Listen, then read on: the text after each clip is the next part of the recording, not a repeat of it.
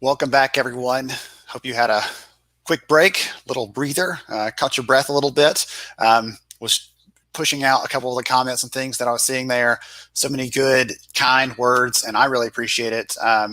If you guys missed the video this morning when we opened up with the kids, like they appreciate it too. Everybody's been so excited here to see how this is all going to go, and it's been just a tremendous pleasure and joy for me to be able to do that and support you guys. So we're back last half of the day. I am so thankful for our moderator this afternoon. We have Christy Jones. Christy, I have not seen her in person in a long time, and not just because of what's going on, but just in a long time. I haven't seen her in a while, but I love and appreciate her. She has a quick smile, and she would surprise you how sharp she is. Maybe, I don't know if that sounds maybe rude. She smiles quickly, but she is incredibly sharp in talent acquisition. There we go. So she's the director of TA for Spring Venture Group. She's a past state director for Missouri SHRM and has been a SHRM volunteer and member since 2002. So she's done a lot of good work. Missouri, yes, Greater Kansas City Board, SHRM Council. Goodness gracious. She does a lot of stuff. She's really sharp. She is a TA expert. And Christy, I am so thankful that you're here this afternoon with us as our guest moderator. We appreciate you not just for being here, but also for what you're doing for all the HR pros in the state of Missouri, and also being here for us on the global stage to share and support and encourage people for this afternoon session. So our next fireside chat is with Wayne Wall. He's with Flint Communications, and they're one of our sponsors this week. And I've got to warn you, we're going to get nerdy. So one of the things we haven't talked about much this week is employee communications. And it's an area that I am passionate about because I spent time in my HR career. The last job that I had as an HR kind of in the trenches role, I was also in charge of communications. And one of the things that I would do, it was like a point of pride. I've got to get people to open these and talk about them. If I hear someone talking about it in the hallway, I know like I struck the right chord. And so one of our core values as a company was to create a fun and enjoyable working environment for people. Well, the HR guy, I'm like, yes, that's my task. So one of the things I did one time, just as a kind of a joke, we putting out the new phone list, like, hey, here's the updated version. It was always annoying because someone's always using the old version. So I wanted them to look at that email and read that. So I'd send out the new phone list. And with that went the link to the Hey Jenny song, right? 8675309.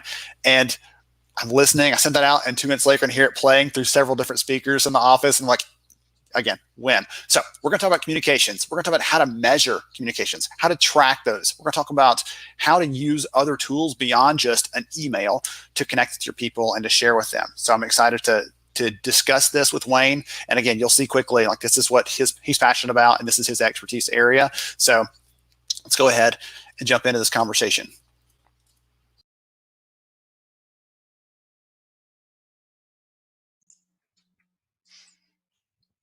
Hey everyone, welcome to another HR Summer School Fireside Chat. It's going to be a fun conversation. We might get a little bit nerdy on you, talk about some data, talk about measuring results, things like that. But I think that's a good balance between all the other stuff we've been talking about this week. It's a great way to help make it actionable and practical. So I'm really excited to have Wayne Wall here from Flint Communications. Wayne, welcome to the conversation. Well, it's good to be here, Ben. Absolutely. Yeah, yes, sir. Thanks so much for having us. So tell the audience a little about who you are and what you do before we dive into some of the conversation that we're here for. Sure. We've been in the employee communications business for about 8 years or so, and everything is digital. So we're both a creative agency where we create a lot of video content and interactive multimedia content, and we're a technology company as well. So it's one thing to create content, it's another to be able to host it, distribute it, track it, measure it, and have it be deployed in ways that can really drive employee engagement. Awesome. Yeah. Wonderful. So a little bit about the company too, Ben. We're spread out around the country. We've got a group in Denver. We're in South Florida. We're in a little bit in Richmond, and then up in Boston and Burlington, Vermont. And we work nationally with companies from really every different vertical. So we've worked in healthcare, in construction, consumer related, really every vertical that you can imagine. We have about 600 corporate clients overall, and many names that you would know, like Topgolf, Gulf Oil, Waste Management, Airbnb. We worked with Stitch Fix. I mean, all NPR, all kinds of companies. So we've seen a little bit of everything, because every company has its own particulars and dilemmas with respect to how they communicate with their employee workforce. Some are all there in one place, and others are dispersed throughout the country and are much more difficult to reach. Well, so let's kick it off. Let's dive right in, because I think that's a good segue into the conversation. I want to talk about that right now, because communications, we were kidding before we actually got together here. We're talking about communications was important a year ago, but now it's even more important than ever, because we don't have that crutch of having people in front of us to be able to check on them and talk to them and see them face to face. So we have to focus on this. And I'd love to hear from you. One of the things that I'm curious about is the types of content, right? We think about, I can send an email to everybody, let them know what's going on, but that should be the bare minimum of letting them know, and that has a lot of limitations. So can you talk a little about some of the types of content that you guys and your customers actually are using to engage with their people, to create those lines of communication? Yeah, sure. So content, when people talk about content, there's all kinds of different content, but it's so important in terms of employee engagement, what kind of content you're using. And one of the difficulties is that in the HR department, you don't have that much access to the marketing department or others that are creating content. So we create content there are videos, different types of videos, different styles of videos. Presentation style is really kind of a long form video. And then you could have animated motion graphic videos that are explainer type videos. So we take that video content and then we kind of wrap it up into little microsites. So you have interactivity. So you're basically educating and engaging the employee with the video content, but you want to have a what next, so it's not just about pushing videos out and people watch the videos and then they don't do anything, or you don't know what they're going to do, right? You really want to have a response action, whether it's go to the enrollment platform and enroll, or learn about, do a deeper dive. Maybe it's for benefits, having a benefits guide that is attached, or any other kind of action. And HR could be a number of different actions that you want to drive them to after they've kind of digested and consumed the video content. So HR isn't often accused of being good at marketing what we do, right? We're often fly under the radar. We don't think about how to. We spend all this time, and I'm saying we because I've done this, and I'll just raise my hand and admit this. We spend all this time putting together these amazing benefits packages for our employees. We are going above and beyond, trying to make sure we're really taking care of them. And then when it comes to actually communicating that stuff, it's like, oh, and here's a flyer. Right. And it feels like we're selling ourselves short. We put all this effort and time, and it's one of the biggest expenses for employers on the employee side to figure out how to provide benefits to their people. And then we do a disservice in terms of how we package that and share that out. So all that money we're investing in that feels like it's, we're missing out on that return, I guess. Is that fair to say? Yeah, it's very fair to say. And I think, the challenge of video is not as great as people think it is. A lot of times you go in and say, oh, we need to create customized videos for different things.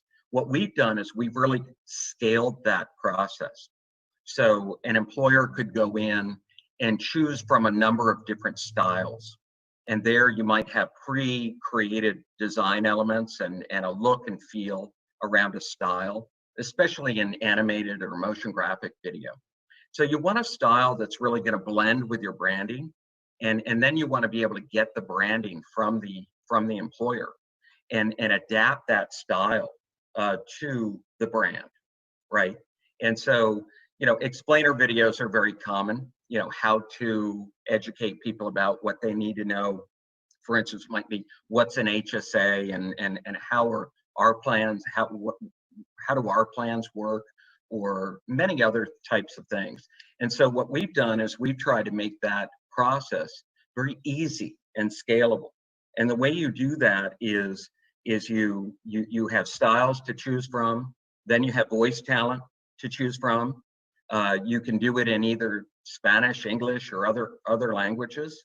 And then it's very important to have a project manager that's kind of leading the way and making that process super easy for the benefits or the HR people.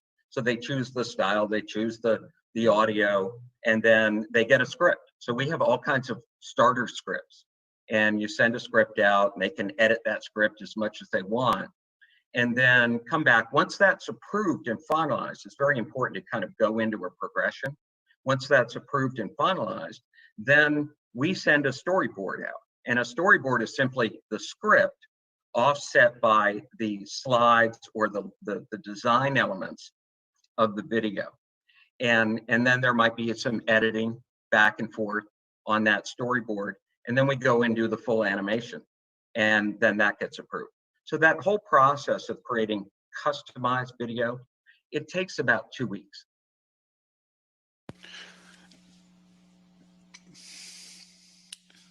I'm fumbling for words. I'm trying to ask you how this next piece I'm thinking about. One of the things that is also an issue, right? Again, I'm calling out my colleagues in HR and communications and benefits and those of us that are doing those types of roles. I know that when I was handling communications, one of the things that I struggled with was how to understand all these communications we're putting out there in whatever formats they might be, whether we're actually going for the video route, we're going for something leaner, simpler, faster, Right. it doesn't matter. One of the hard things is really understanding what the outcomes are, what the results are, how we're measuring those results. And oftentimes you might get a question from leadership about, hey, how'd that go? What was the Right. open rate on that? Or what was the response rate on that? And you already talked a little bit about having a call to action where it's not just a general, here you go, here's some information, but here's what you do next. Here's how you take an action on that now that you understand this. I think that's part of it, but I'd love to hear more from you about what else we can do to get better at measuring those results, measuring those impacts, because if we want to prove to the business the value that we're bringing, it'd be nice to be able to put some numbers behind that, some evidence.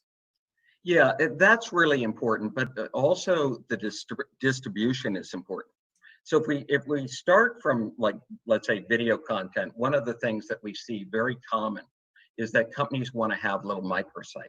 They want to have interactivity. They want to have multimedia type content where people can learn from the video and then take different actions. So there might be a combination of images and text and calls to action and video, all kind of within the same structure. And so we do these things called digital postcards that are very popular, and they drive very high engagement rates. Typically, they're a push.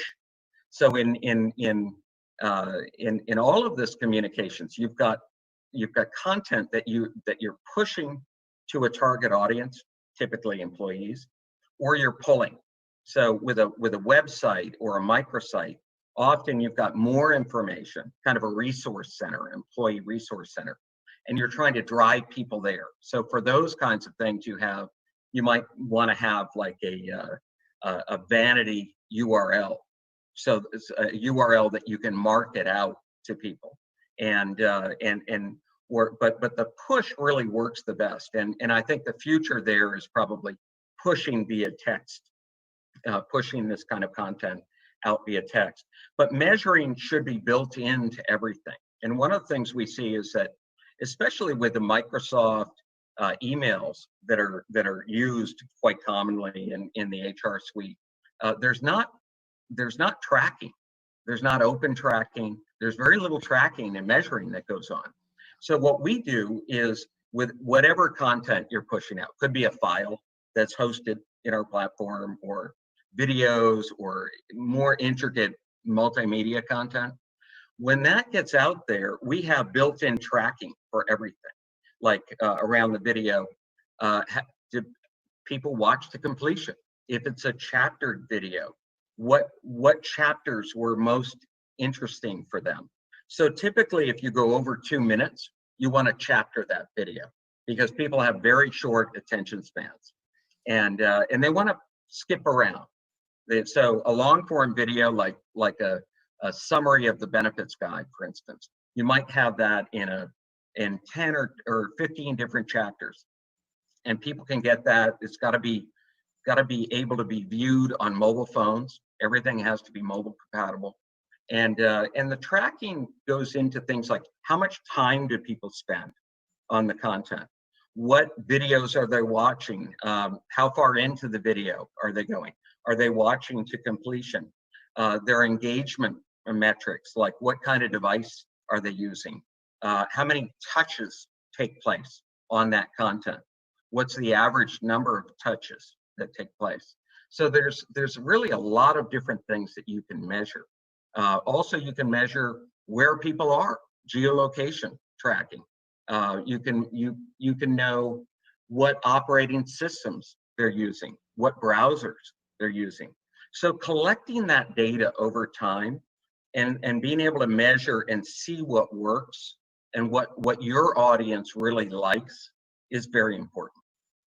Absolutely. Well, it gives you that really granular look at, hey, they're watching this content over and over again. Was it clear enough? Maybe we need to understand, like, what's the issue there? Did they not get it the first time? Is it suddenly, in the midst of everything going on, suddenly everyone wants to know about, well, what if I have a disability? Do I have disability insurance? Can I look at that? Like, so you get to look at that data, not just from the point in time to say, okay, this many people watched it, but also at the trends in that and say, hey, something's going on because we just checked this, and everybody's watching that video on this, and it's not time for open enrollment. What's going on there? And it Yeah, can be a signal for you. exactly. There are two kinds of tracking in that sense. One is for HR. One is really compliance tracking. So you've got people you need to train, and they have the SCORM compliant platforms that go into, and that's all tracked.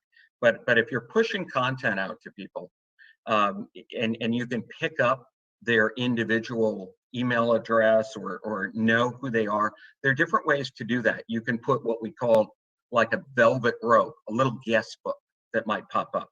Someone can type in their name and their email address. Now you're tracking that person by their identity. But for benefits and things like that, usually people don't need specific identity tracking.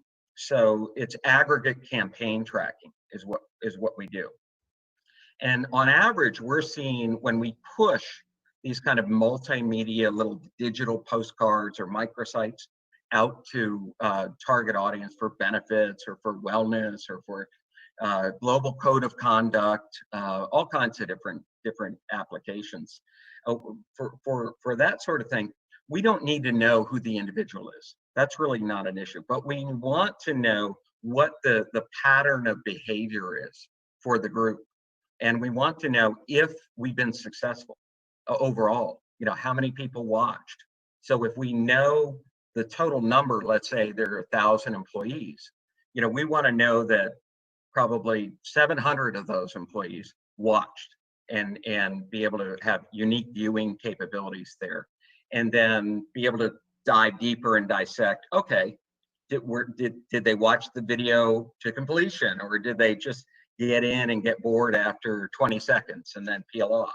Or were they taking actions right at a certain point in the video, that sort of thing. So there really are those two things where you're picking up, you can pick up the email address of the individual and do kind of compliance tracking that way through a pixel that's there. So you have to do a certain amount of integration with whatever email you're sending out. Now, the beauty of if you're doing different types of distribution, the beauty of text, and the reason we think that texting and SMS and MMS are the future is because you've automatically got a deeper tracking capability by individual, and security, where you can send out benefits guides if you are high trust compatible or high trust certified, where we work with like United Healthcare and that sort of thing with texting. And it's very important that if you're sending out sensitive, patient information or employee PHI or PII information, that you're able to safeguard that information from a HIPAA liability point of view. And I think text does that so much better than email. So I think over the next 2 years, you're going to see a whole boom in workforce texting. The challenge there is that onboarding those phone numbers. Do employees want their personal phone used as part of their communication? Most do, but you get situations where people don't want that to happen. So you have to have an opt-in, and that's really the challenge with texting, I think. Wow. I didn't think about I know in general that texts from a marketing perspective, just like videos, they're more engaging. You get a higher open rate, you get a higher, action than you do when you're just sending someone an email and asking them to do something. They're more likely to see that text, more likely it's right there in their face, and they're more likely to take action on it. So there's a couple of different things there that not just, yes, I agree with you on the trend of that rising, but also that's also more actionable for people. It's quicker for them to take action on. So employers probably will benefit from that. And higher engagement. With text, you're going to get 95% engagement rates. And we're not talking about apps. So some of the different applications are things like, apps that are downloaded, and you see a little bit of a proliferation around that. The problem is most employees don't want to download an app. So you could spend a lot of money on the front end and then find out that a very small percentage of your employee population is going to download the app and kind of go to that app. That's why pure texting is really preferable. Also because you don't need an internet connection. You're getting it right over the voice line, and you can push voice too. You can push, other things. So what we're gearing up for is, especially for instance in the union space, we're seeing a lot of interest in communicating with members via voice. Recording a voice message, pushing it out to the phones. We're also seeing a huge amount of interest in voluntary benefits for texting, because that way they can really deliver in a more granular way, the product information to a specific individual employee and know what that individual is interested in. And so now you're dealing with a situation where you can really kind of manage the communication on a more granular level with different individuals, with your employees, if that makes sense. It does. Well, there's one of the things I'll say there is I've talked to several companies in the last year that have a very remote workforce, kind of like your team, right? They're scattered around, and they have certain populations of the employee base that don't have an email address at all. So texting is the preferred way of reaching them. Because what we see consistently, I probably talk to about 500 corporate employer HR groups a year, doing demos and just getting information, talking with them about different things.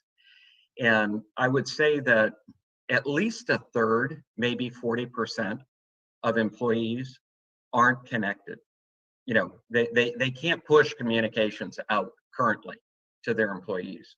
And that's an issue, because you're going to get much higher engagement rates. When we push content, and it's good content, we do it the right way, we get 70+% engagement rates on average. But what you're forced to do when you can't do that is to do like posters with QR codes. And everybody thinks, oh, isn't that great? But very few people actually go and do QR codes. Now, we had huge success there in training with companies like Dunkin' Donuts, where they would have posters in all of their different coffee shops. And the employees knew that they were to go to the poster and QR code.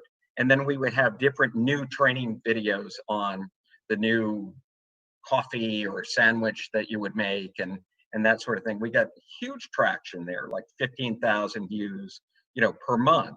And it was a great way to do remote training. But I think that if you can't do that, you've got to have a microsite. You've got to have a branded microsite for like new hire onboarding, and just skip all the meetings. Put all your content on demand, like a nice chaptered video about all the benefits that you do, that sort of thing. And you could save huge amounts of time, not individually meeting with each person to kind of go through the same spiel, but just do it on demand. And that way also the spouse gets involved. The spouse can see, oh, well, this is great. This is, wonderful that you've got these benefits here.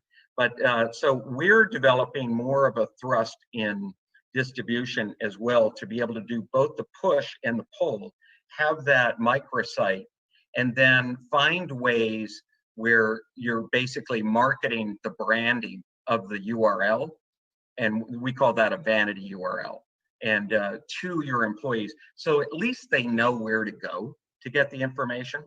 And in benefits, another thing is that they're usually going to go into the Ben admin system to do their enrollment, especially if it's an active enrollment versus passive enrollment. So right there in the front end, we work with Workday and all of them, ADP, Optima, all of them. And There you can embed links and content right into the case prior to the employees going through the benefits enrollment situation. And you can also put in decision support tools there, like benefits decision support, helping the employee on a remote basis, choose the right plan, or doing a self-assessment of their voluntary benefits, et cetera, and have all that be tracked as well. So the HR person is constantly learning about how people are engaging, how they're digesting the content.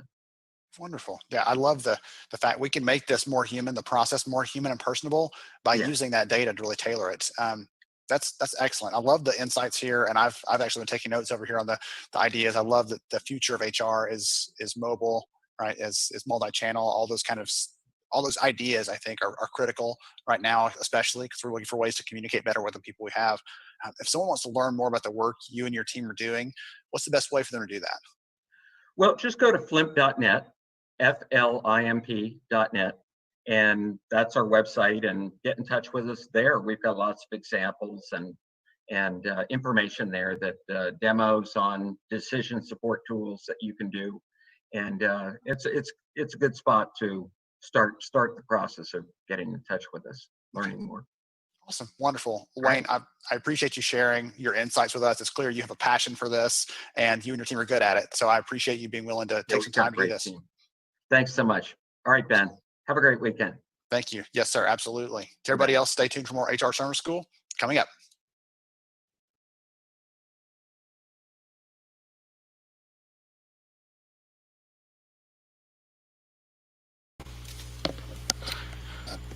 All right, I told you, HR nerdiness right there, front and center, but it's always fun. I've loved the balance this week between speakers who are talking about how to inspire and how to engage and how to connect on a human level. And we balance that with people who are telling us about how to use evidence, how to use data. Matt Burns yesterday talked about how to build a business case for transformation in HR. And I love that blend of conversations because we get good ideas like, oh yes, this is really awesome. We figure out how to go and really leverage the data, leverage the evidence, not just go like, oh, I think this is a good idea. I made that mistake. But to say, here's what the evidence shows, here's the benefit we should expect, here's the ROI we can look for. And I just love tying that in with the work we're doing. That's how we gain credibility with the business. Okay. Next up, we have Katrina Collier. She is going to, she'll win the award today for the coolest accent. She's based over in the UK, and she's going to talk to us about why talent acquisition is important for HR leaders to focus on right now. And I'm excited to hear what Katrina has to say. Fingers crossed, all of our content's going to work out going forward from here. Here we go.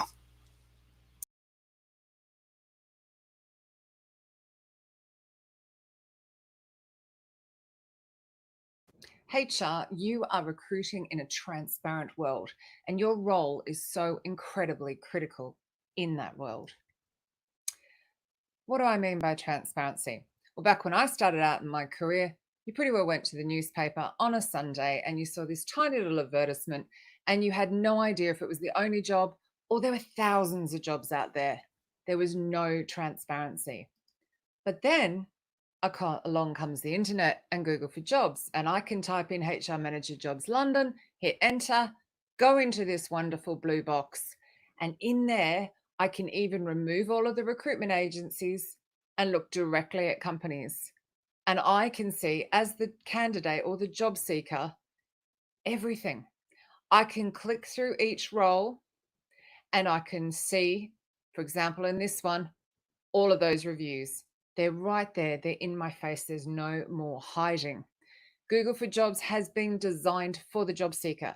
It has been designed to create clarity, to get rid of all of those duplicate jobs, to make it really easy for somebody to see your jobs, see your reviews and apply, and also see salary bands, as you can see here. It's extraordinary. From a tiny little newspaper advertisement, suddenly job seeker's in charge. Employee is also in charge. But of course, reviews don't matter, right? Nobody reads reviews, but they do. This was one of the ones I found recently. I mean, you can see here, April 2020, I applied through an employee referral. The process took 5 days and I interviewed in April 2020. And he goes on to talk about how he applied for a manager position because that's his skill set. He went through the recruiter, but the hiring manager, as you can see here, the role might not be available anymore because there might be an internal candidate. And actually, because the hiring manager never puts external hires into manager positions. So now, because HR hasn't intervened, you have an unhappy employee who is referred a candidate and an unhappy candidate. They write a review on Glassdoor. Those reviews get taken seriously by many people, and you don't even know because you're not seeing them bounce off. This is why your role is so incredibly critical, but there are more ways your role is critical as well when it comes to talent acquisition, and especially during this current pandemic and into the future. Some of the priorities you really need to think about right now is making sure that everybody is paid to the best of your ability and looked after.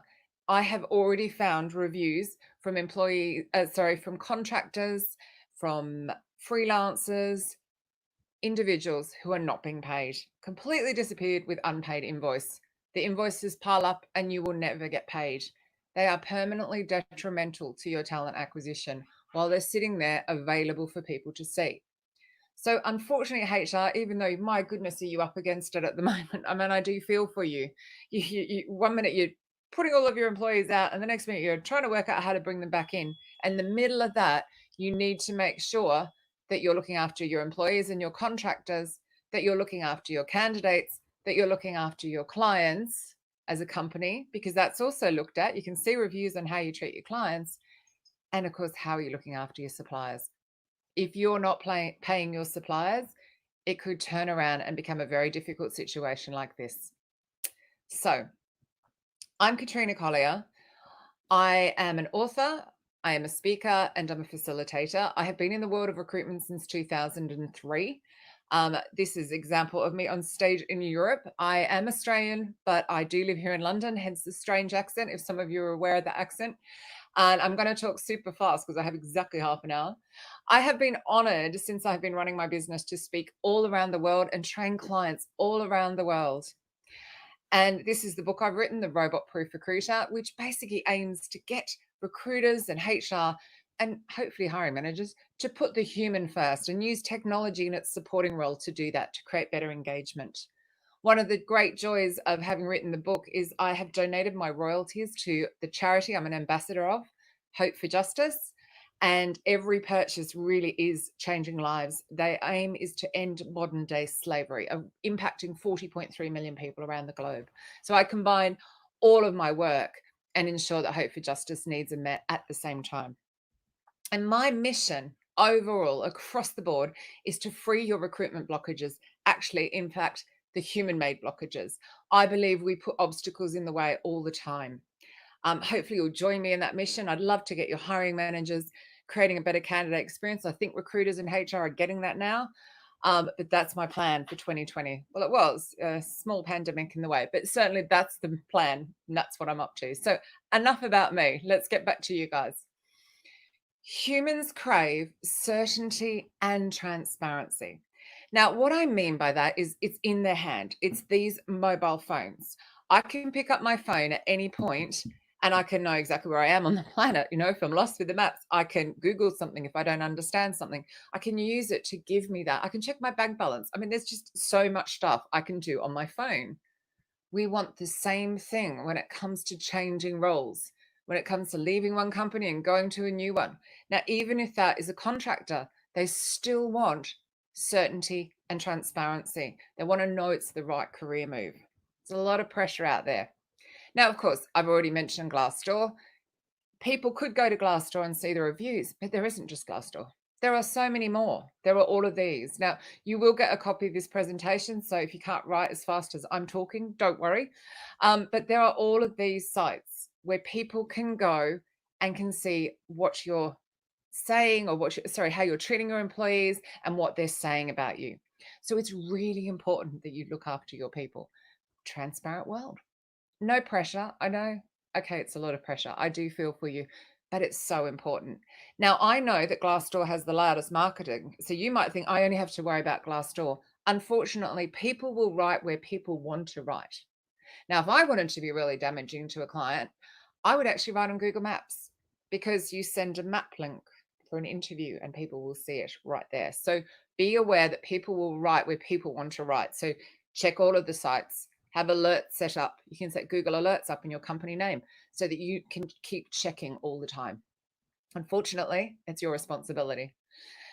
But of course, people can also go to the social networks and they can see what people are saying there. Now, a lot of people would think, oh, well, they would just go to LinkedIn because, it's the professional site. Well, actually, Facebook's the site where you really see what people are like. There are 2.4 billion people on Facebook. 1.4 billion people will go into Facebook today for up to 35 minutes. Extraordinary, right? 1.4 billion, that's 1 in 7 people will go into Facebook today, let alone YouTube and places like that. You can see Instagram's right up there with 1 billion users, and even TikTok has got 800 million users, which is more users than LinkedIn has. But of course, there are the other sites. There are other more professional sites where people might go and talk or share their information. Please note, Twitter has a higher user base than LinkedIn does. LinkedIn doesn't even make it on the chart anymore. Yes, it would be having a spike right now, but actually LinkedIn's user base is only 310 million per month. So it is something to think about. Again, when you're monitoring the reputation of your company and making sure you're treating people right so they're not talking on the other sites, you might just be looking at LinkedIn and they might well be commenting on Facebook. I know if I was doing my research, I would want to go to Facebook. I would really want to see what it's really like behind the doors, behind the scenes. What's it really like? Certainty, clarity, transparency. That's what they're after. But also, right now, as I mentioned, we're going through this pandemic. You're under pressure already. There are mistakes being made. This is true. And there are companies that are adapting really fast in comparison to others. So I'm sitting there. I'm a job seeker. I have skills that are in demand. I'm a developer. I can have my choice. I'm a great developer. Where am I going to go in the future? Am I going to go here to Twitter, where Twitter's already announced that everyone can just work from home? You're already there. You're welcome to stay. Just like that.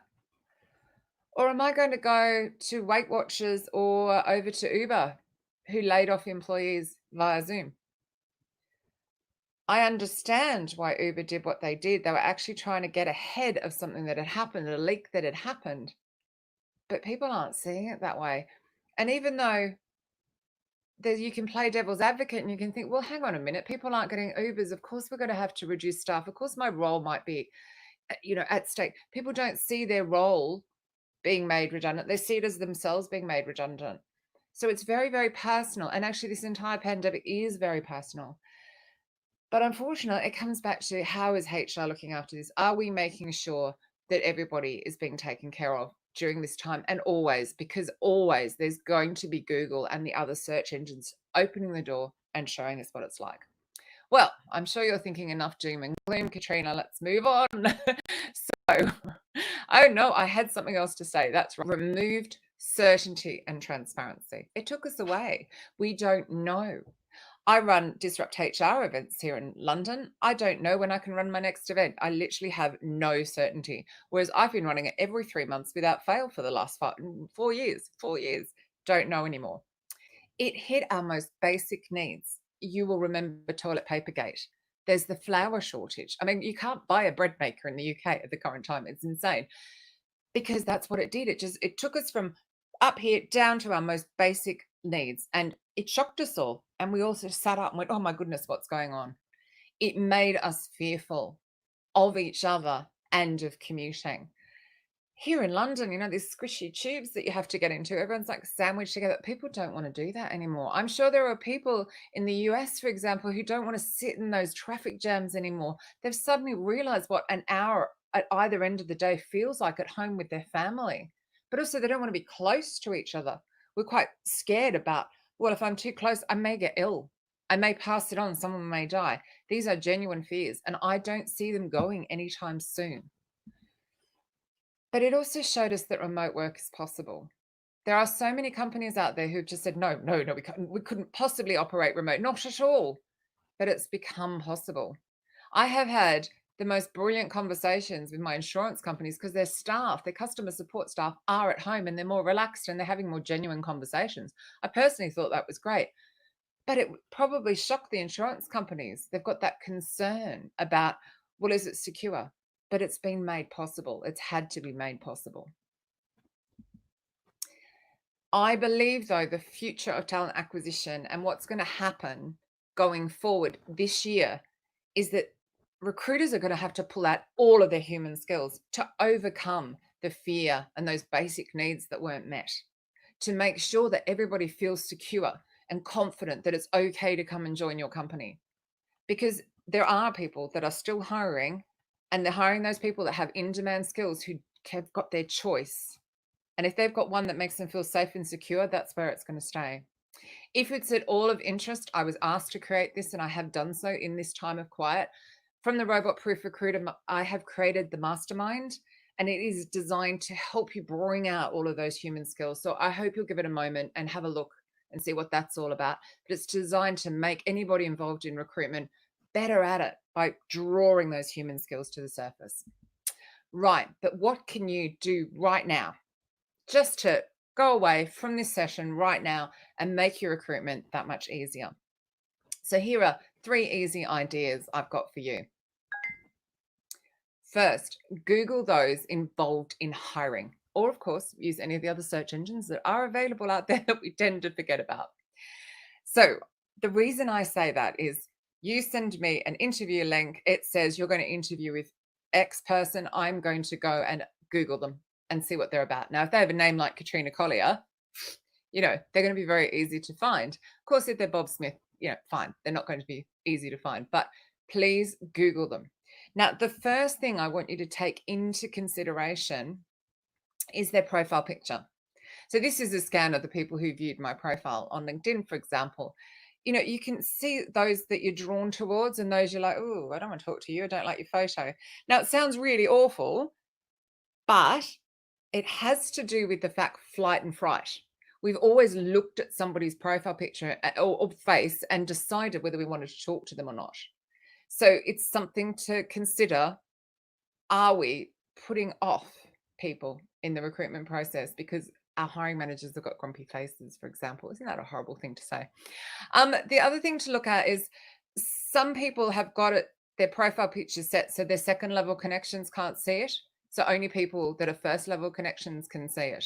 So do also check that. And I would recommend running your photo through a site called Photo Feeler. Humans actually vote on your profile picture and decide whether, on a business sense, you look competent, likable, or influential. Now, I was quite surprised at the difference between me standing on a stage speaking and my profile picture from my book launch, where I was completely relaxed and very informal, to be honest, but how much more competent and likable and influential people felt I was. So it kind of, to me, was a bit counterintuitive because I thought, surely me on stage is more influential. But no, it was actually came down to just being relaxed and approachable. Do your hiring managers look relaxed and approachable? Something to consider. Once you've got that photo done, then it's time to make sure you use it. I use it for consistency. I have it on Twitter and on LinkedIn and on Instagram because I use the 3 for business. Also, fill out your bio. Now, you can see on LinkedIn, I have my headline is filled out, inspiring HR, recruiters, talent acquisition, etc. That is something they see on Google and on LinkedIn. Your profile picture and that short summary. It's the first thing people see. And then what they also see is the about. My recommendation to you is to take your phone, look at the LinkedIn app, and see how much of the summary is showing. It's very little. Your experience is all squashed up. So focus on your about and luring people in that way. And on the desktop version, have a look and do a comparison. You'll see they're quite different. Now, if you're using Twitter or Instagram for recruitment or HR or talent attraction, whatever you'd like to call it, please, the biggest mistake I see is people not filling out their bios. So you can see over here on Twitter, author of the book, facilitator. I then, of course, got my usual love of travel, a bit not going on at the moment, that I run my 4 events. I'm an ambassador, etc. and you come across to Instagram, I have the same thing. Now, what that means is if I follow someone, they see what I'm about and follow me back. Quite simple, very quick win. And because then I can sort of show them behind the scenes, if you will. They can see what I'm really like. Am I trustworthy? Do they want to talk to me? Because that's what people are trying to assess all the time. I talk a lot about that in chapter 2 of the book. And what I've also done is put a banner photo. By putting that banner photo, again, I'm showing insight into who I am. So these are really quick wins, but it's extraordinary how often people don't fill out their bios. The next thing I want you to do is not stop there. Facebook, 1.4 billion people will go in today for 35 minutes. What's more interesting, your very corporate LinkedIn profile or your Facebook? Now, just because you wouldn't go into Facebook and look at somebody's profile doesn't mean they're not going to go and look in yours. So take a few moments and fill it out. So, for example, I have filled out my bio. You can see, again, I've got my author, right? There's consistency across my profiles. I've put where I work. I've put where I live. I have a photo of my dogs coming out from under my bed and my unironed duvet cover. Now, I, by choice, use the same profile picture. You do not have to do that at all. You do what's comfortable for you, but please show your face. Just if you have a name like mine, you're easy to find the profile, just make it approachable. Then fill out your links to your other sites. If you want to make it easy, you could put a link to your jobs at your company. So particularly if you put recruiter at or HR at, and then you can put a link straight over. And then I set the 9 photos. So they see those before they see anything else. So even though I've hid it as much as I can, you still seem to see other photos. So I've got like my speaking and my facilitation and my book and my travel and my dogs. It's like that is a snapshot of me in 9 photos. And what I'm trying to do is create this look or this feel that this is me. This is what I'm about. This is what you'll find here.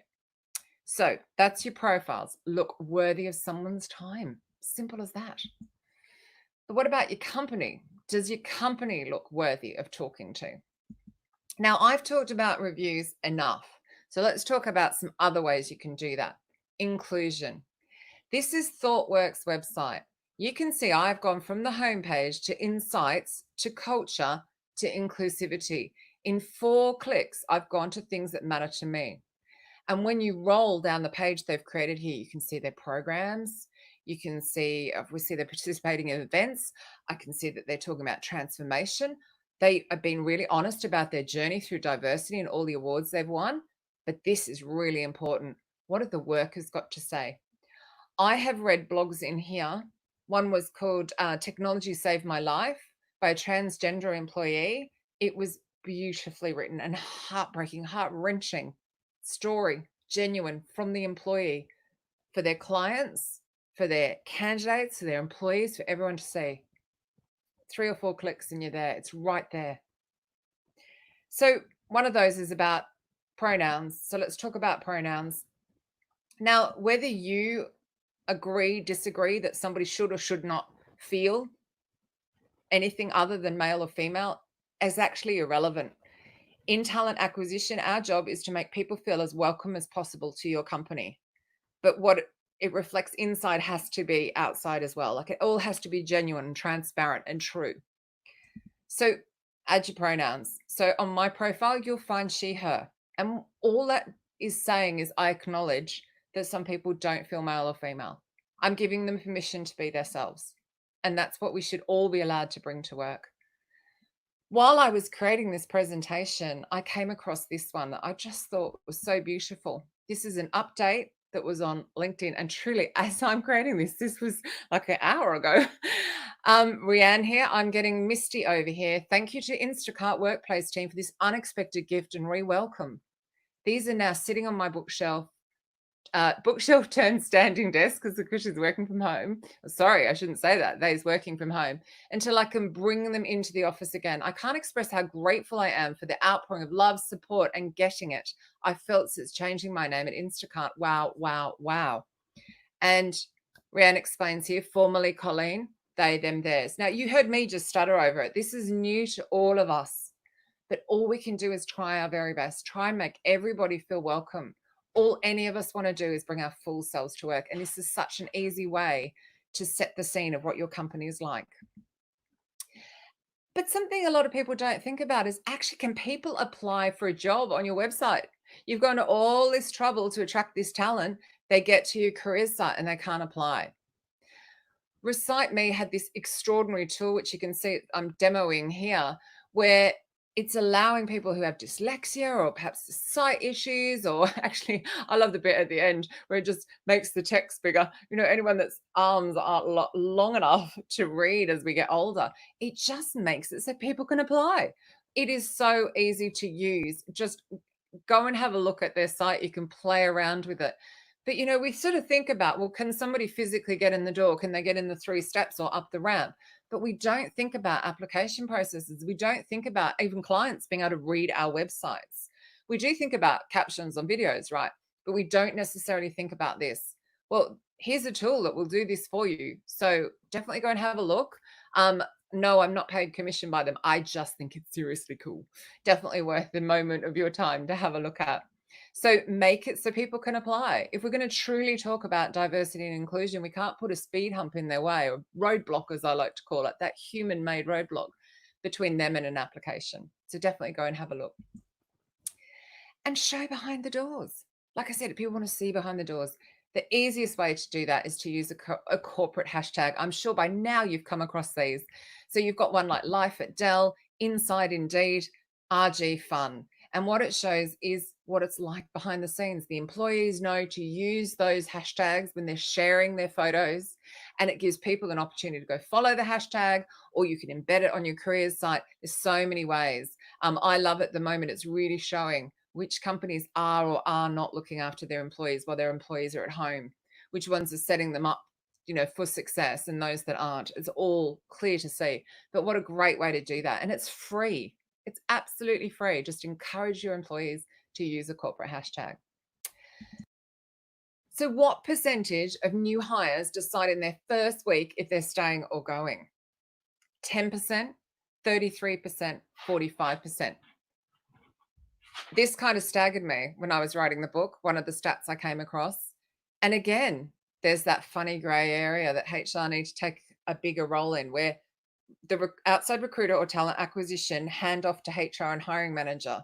So here in the UK, it's about 4 weeks. I know in the US, it's only 2 weeks, but there's a period of time where they've got an offer and they haven't started yet. So that pre-boarding period, where they're also being headhunted by other people. So you need to make sure they're looked after through that period. And then that very first week, all the impressions that are made when they walk in the door, they're deciding if they're staying or going. It'd be lovely to see in the comments what you think, what percentage you think it is. Is it 10, 33, or 45? I'd love you to put your comment and I'll tell you in a second. I found this update actually many moons ago, but I just love it, on LinkedIn. Like, this was somebody's physical welcome desk. Now, there is no reason you cannot send these by courier or in the post to somebody so they have their kit. I've had a friend just start a HRBP role here in London, and her MacBook was delivered to her by courier, and she just loved that she was given proper kit to work and she could get started on her job, even working remotely. I know others who've been sent desks and chairs and you name it, so it's completely possible. But what really gobsmacked me about this update is this is a photo of someone's desk. And because it was so welcoming, 160,000 people have liked it. And at that point, there was 6,654 comments. All it is a photo of a desk. But it just shows you that many of us have been scarred by very bad pre-boarding and onboarding experiences. Again, really easy fix here. It's just remembering the human all the time. Let's make them feel really super welcome.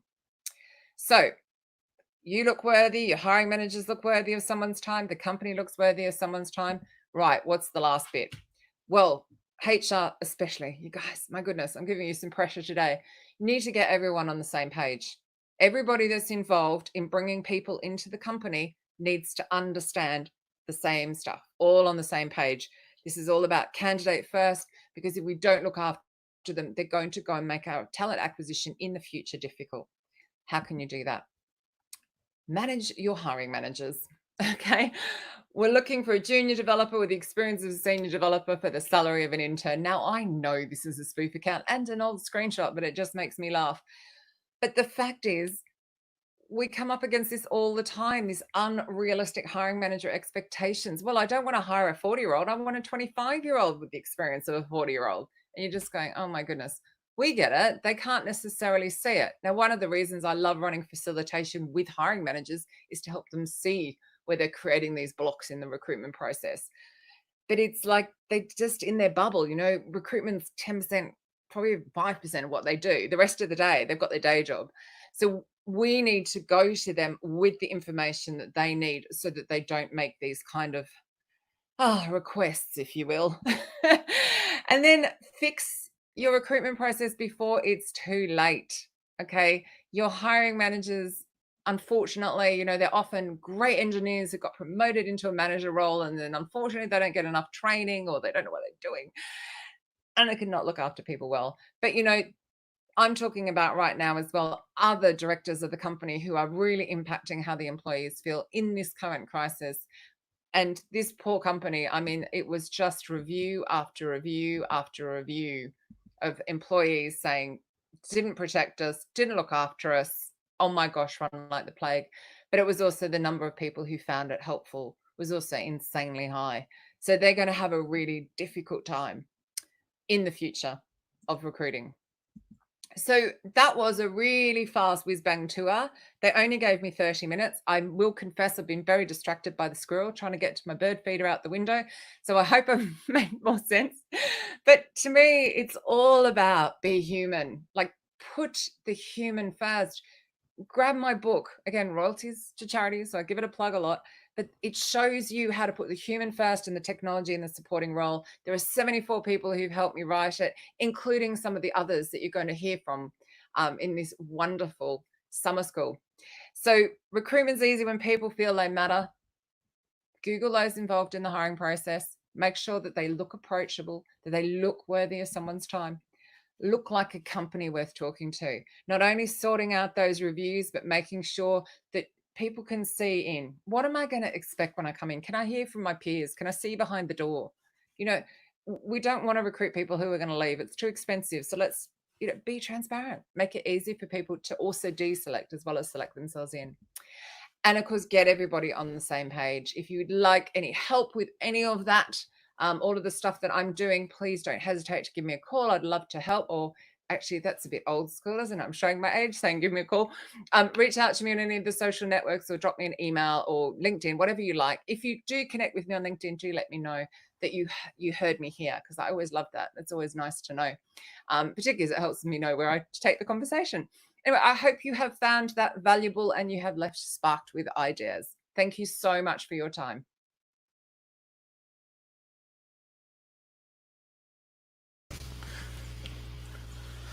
Oh, goodness. Katrina, that was tremendous, my friend. I really, really appreciate you for sharing those insights with us, for bringing some good knowledge, some good ideas, and talking to us about how to humanize recruiting. I think it's been kind of our theme this week overall has been humanizing the recruiting process. And it's fun to see the different perspectives, the different ways to do that, from writing the job post all the way through to how to present your company, the face out there to the public, and what that looks like from their perspective, helping us to be aware of that. And Mary Williams actually posted in the comments, like, if you have not gone through and applied for a job with your own company in the last year, you should absolutely do that. See what it's like. See what kind of input and information you get back, what that looks like, because it might surprise you. It's one of those things I always recommend. Okay, we're going to see if we can get to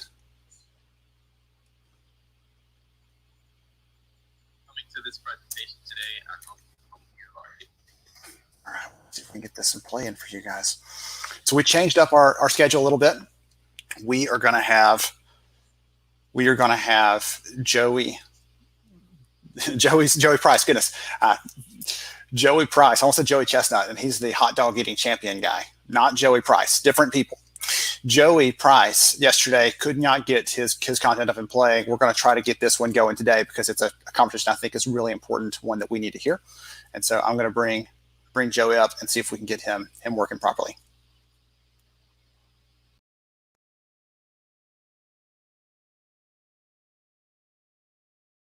Most out of our time together. I understand that I have 4 hours with you, and I want to make sure that we don't miss a thing. No, I'm just kidding. We only have 30 minutes, so I want to make sure that you get the most of this presentation. So there's going to be some housekeeping, but I promise you there's going to be a lot of great information here. The first thing I want to do is just say, hey, thank you for coming, right? This is Bad Boss or Bad Business, how to spot, address, and improve poor workplace culture. Now, the saying goes that people leave bosses, but they join organizations. And why is that? What's the reason behind people leaving an organization? It's that bad boss behavior. What are we going to cover today? Should we even care about bad bosses in our business? How do we spot bad behavior? How do we address bad behavior? And how do we improve bad behavior?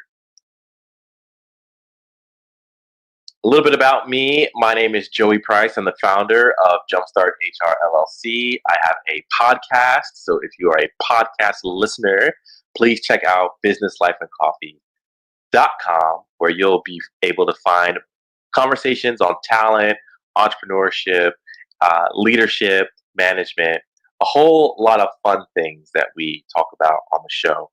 But that's not what we're here about. We're here to talk about bad bosses. And then to make the most of this session, I want you to stay attentive, write and reflect. There are going to be moments where I'm going to ask you to write things down and then dive deeper and discuss online. It is entirely critical that this conversation doesn't end with this 30-minute presentation. I want you to be taking notes. I want you to be chatting with me on social media. That's at Joey V. Price HR. I want you to be reaching out to other people that you know that have attended this session and getting a feel for what did they get out of it. Take this session, share it with your team members. See what you can do to combat bad boss behavior. All right, so we're going to play a fun activity. First of all, I want you to think about your favorite boss. Think about the person that you enjoyed working with the most. Think about the person that maybe grew your career, that gave you a break when no one else did. The person that was responsible for a lot of your career success. And what are some of those traits and abilities that that person possessed? What made them stand out? Why were they the first person that you thought of when you thought about building a good boss? It is highly likely that there were a few categories that we could all agree on that make a good boss. But the fundamental question that I want to ask you to think about is, what do you want from your leader? What is it that you're looking for in an organization? And especially if you're HR in an organization, we're not talking about just maybe your supervisor if you're within an HR team, but what do you want from the CEO? What do you want from people who speak into the mission of the organization? What do you want from the people that you take orders from? And just as important, what do you want from fellow leaders that manage finance, that manage accounting, that manage customer service? You know, we are the gatekeepers for the organization. We're the ones who bring people in and make sure that everybody's got the right attributes that reflect good culture. Forbes recently had a survey of what everyone wants, traits of a good boss. So as you were reflecting and you were writing down your traits, it's highly possible that these 3 attributes came to mind. And if you're interested in the rest of this article, go ahead and send me a message, send me a tweet. I'll be sure to send it to you. But the top 3 things that everyone wanted from a great boss, first of all, it was to listen. Great bosses genuinely listen to team members. I don't know about you, but have you ever had a conversation where you met someone, you spoke with them, maybe you were at a networking event, or maybe you were at a conference, or maybe it was a staff meeting, and they spoke with you and you left and you felt like, man, that person was only about themselves. That person was only asking questions because there were answers that they wanted. They didn't care about me. They didn't care about who I was. They didn't care about my thoughts or opinions. I felt like I was just a check in the box for them. Well, that is not a sign of a good leader. That is a key principle of bad boss behavior, is not listening. What about this other trait here? This other trait that we have, credit. Great bosses give credit where credit is due. Now, this one is interesting because when you think about giving credit, there is the propensity for us sometimes to say, "Oh, no, no, no, I didn't have anything to do with it. It was the team. It was the team." Well, I think if you are an employee that reports to someone, sure, it's great to have that level of humility. And if you're a leader, it's important for you to share that humility back. Give credit where credit is due. If Karen came up with the marketing plan, if Mark was responsible for staying up late hours to make sure that the I's were dotted and the T's were crossed, making sure you give credit is a great way to reward people and make them want to work for you. And they want to value what you have to say even further. So, giving credit where credit is due is a super important part of being a good leader. The last thing that Forbes said is that great leaders adapt. Great bosses adapt to the makeup of their team. Great bosses are not so rigid that it's my way or the highway. They really want to adapt. And why is adapting so important? Adapting is important because not all teams are the same. Not all missions are the same within a team. And so a great leader, according to Forbes, and even you might even look back in your own career, say a great leader is a person who understood the team that they had, the resources that were available, and they made sure that they adapted to their environment and adapted to each person to get the best out of them. I think about there's a big documentary series that recently came out called The Last Dance. It is about Michael Jordan and how Michael Jordan, throughout the arc of his career, he was pretty consistent in who he was as a person, as a leader, as a basketball player, but he learned how to motivate people in different ways. So the way that he talked to his All-Star, Hall of Fame power forward Dennis Rodman is different than the way he talked to Scottie Pippen. It's different than the way that he talked to Steve Kerr. Michael Jordan knew, and what so many great leaders know, is that you have to adapt to the needs of your team. You have to adapt to what it's going to take to get the most out of that person and to improve their motivation. Great leaders listen. Great leaders take credit. Great leaders adapt. All right. Let's go to this next segment here. How do bad bosses influence workplace culture? So, we're in this session, we're talking about bad boss or bad business. But have you even thought to consider, maybe that bad boss in marketing is influencing bad behavior in human resources? Or maybe that bad boss in human resources is impacting customer service. Maybe even the bad boss at the top of the organization is making life incredibly uncomfortable for everyone else. There's a trickle down effect to bad bosses. And if you've thought about it, the answer is you're absolutely right.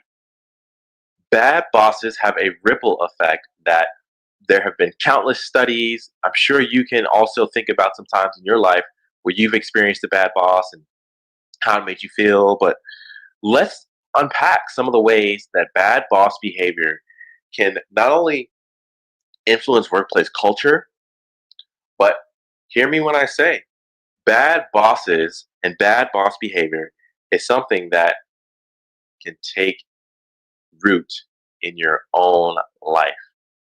Let's go to this next section and find out how. There are 5 ways that bad bosses impact culture. The first way that bad bosses impact culture, you have a visionless staff. I don't know about you, but Have you ever followed someone who didn't know where they were going? A bad trait is indecisiveness. It's lack of direction. It's lack of focus. I once worked with an organization one time and we were doing some culture surveys. And so we had listening sessions. And in those listening sessions, I really wanted to establish trust really quickly with the person that I was talking with. And in each interview, I just say, tell me about the vision of the organization. Where is it going? And when I tell you, if I talked to 10 people and got 8 responses, that is no exaggeration. There was no clarity on where the future of the organization was going. There was no clarity of that person's role in the organization. There were a lot of questions about what it meant to be a part of this team, what it meant to be on staff. When you have an organization where it's led by a visionless leader, you have a visionless staff. And that can parlay into people leaving because they don't know if there's job security. People not knowing if they're winning. So that's just one impact. The next one is more sick days. Bad bosses can make you sick. We're going to talk about that in a little bit, but just put a pin in that one for now. More sick days. Great talent leaves. When you think about workplace culture, and if you've got a good business, and if you have a place that everyone wants to be around, there's a strong chance that people want to be around a leader that's winning. People want to be around a leader that gets results, and people want to be around a leader that they like. Well, it's hard to like someone if they're expressing bad behavior towards you. So, what do the best do? Well, they can do one of two things.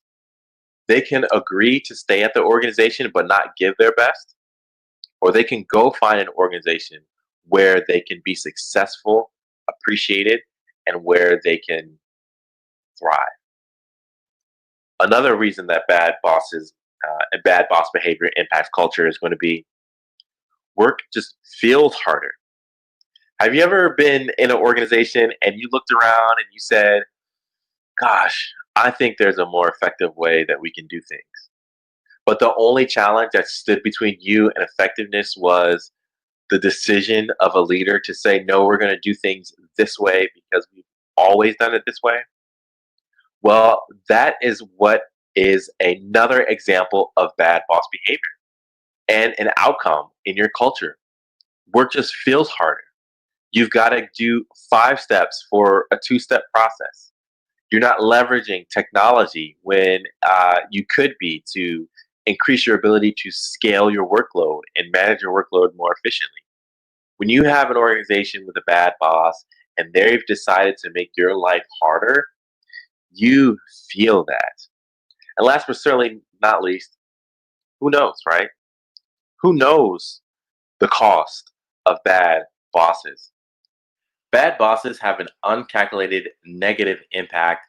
And if I can be honest here, I think it's because we're afraid to track it. It's almost like going to the store with a credit card and you don't have the funds in the bank, but you're willfully spending and you're just hoping that there's enough to cover the balance. We should do more to track the impact of bad bosses, and we should be tracking how it influences us because it really does impact us on a personal level. Let's talk about how bad bosses can run up the financial and physical costs in our personal lives and even in our families and at work. So let's look here. Bad bosses impact your wellness, right? Bad bosses are contributors to stress. Stress causes U.S. businesses roughly $300 billion a year as a result of absenteeism, reduced productivity levels, and employee turnover. Well, let's put 2 and 2 together. Do you think for a second that people are failing to show up at work every day because they're terrified of their boss? Because they don't want to interact with their supervisor? There is a reality that bosses are contributing to the reason why people don't want to show up to work. Another thing, it said reduce productivity levels. A reduction in productivity levels could be triggered by the fact that people are not motivated by bad boss behavior. Who wants to go to work if they're not going to get their proper credit? Who wants to give their all if they're not going to be listened to? Who wants to go to work for a supervisor who is unwilling to adapt and figure out how to get the most of their staff? These are some of the things that we really pay attention to, because if you want to be successful, you've got to prevent bad boss behavior, not just for yourself, but for your teammates. Bad bosses hurt your team. There's a stat that we all know in the HR space called regrettable turnover. And if you're unfamiliar with regrettable turnover, it's basically when someone leaves your organization and they're leaving the organization significantly hurts your ability to be effective. We've all had people that left our organization and we threw parties not because we were sad to see them go, but because we were excited to see them leave. We wanted them to leave the organization, and unfortunately, they didn't carry their weight around, and we found out really quickly. But with regrettable turnover, what that is, it's when someone leaves and it hurts your organization. Great workers prefer to leave bad bosses. And do you want to know how much that can cost? It can cost up to 213% of that worker's annual compensation. Now, this is from the Center for American Progress. But here's the thing, you want to make sure that you're correcting bad boss behavior, because not only is it going to have a ripple effect on employee health, but when a star performer or key performer leaves your organization, my goodness, it's going to be a lot harder to overcome. You're going to need to possibly pay higher salary for someone who is just as skilled. You're going to have to reorganize the way that you work in your team, because this one person was so capable of doing a lot of things. And the tab is just going to run up and run up and run up. Teams are negatively impacted by bad bosses. I know that you've seen that. And then there's another reason that's near and dear to my heart about why we should be fixing bad bosses at work. Bad bosses follow you home. This is my family. This is my beautiful wife, my beautiful, joyful daughter here. And we were going on a walk in our neighborhood. And uh, this was a reason why I decided to go in business for myself. Reason why I wanted to go into business for myself is because I didn't want to, as I climbed the corporate ladder, run into a bad boss that I couldn't get away from. Now, of course, there are other reasons why I started my business, but this was a big one. I wanted to come home and be excited and energized about my family and be able to, go into that gear that's required when you have to come home from a day of work. There's a growing body of research that actually confirms that the stress that employees experience at work, it crosses over to and impairs the functioning and well-being of family members, even impacting children's performance in school. Listen to me. I didn't want me to be the reason why my daughter doesn't make it into Harvard. Now, you may be laughing and saying, Joey, there's no correlation between you as a father and your child's ability to go into an Ivy League school. Well, what if one day I came home, I was so stressed out, and I just adopted this angry man mentality, with this victim mentality. And my wife, she didn't want to put up with it. And so she responds to that angry man or victim mentality in a negative light. And then as a result, because mommy and daddy are fighting, my daughter finds out that our home is no longer a safe space for her. That is an absolute reality. And that's the reality that many of us face to some degree when we carry home the stress of a bad boss. So you have to ask yourself, what's your reason for addressing bad boss behavior? What's your why? Are you trying to combat the stress? Do you want to have a better team? Do you want to have a great family, a great work-life balance, if such thing even exists these days? You've got to have a reason for addressing bad boss behavior, because it's not always easy.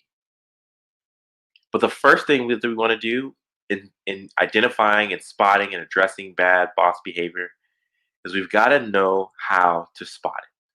We've got to know what to look for, and not just looking at the boss themselves, but looking at the culture around us, looking at how things are changing, looking at what's different today that wasn't this way 2 months ago, 3 months ago, a year ago, and realizing to what extent did bad boss behavior play in that aspect.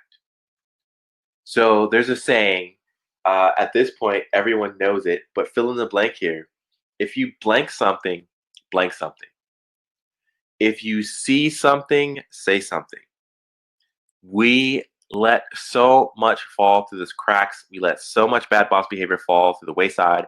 And it's incredible the amount of focus that we can have on hitting our numbers, the focus we can have on making sure that we launch a product, the focus that we have on just making it to Friday, that we fail to pay attention to things that are happening around us and the way that it can impact our behavior. So I want you to take a look at this video really quickly and ask yourself, are you paying attention?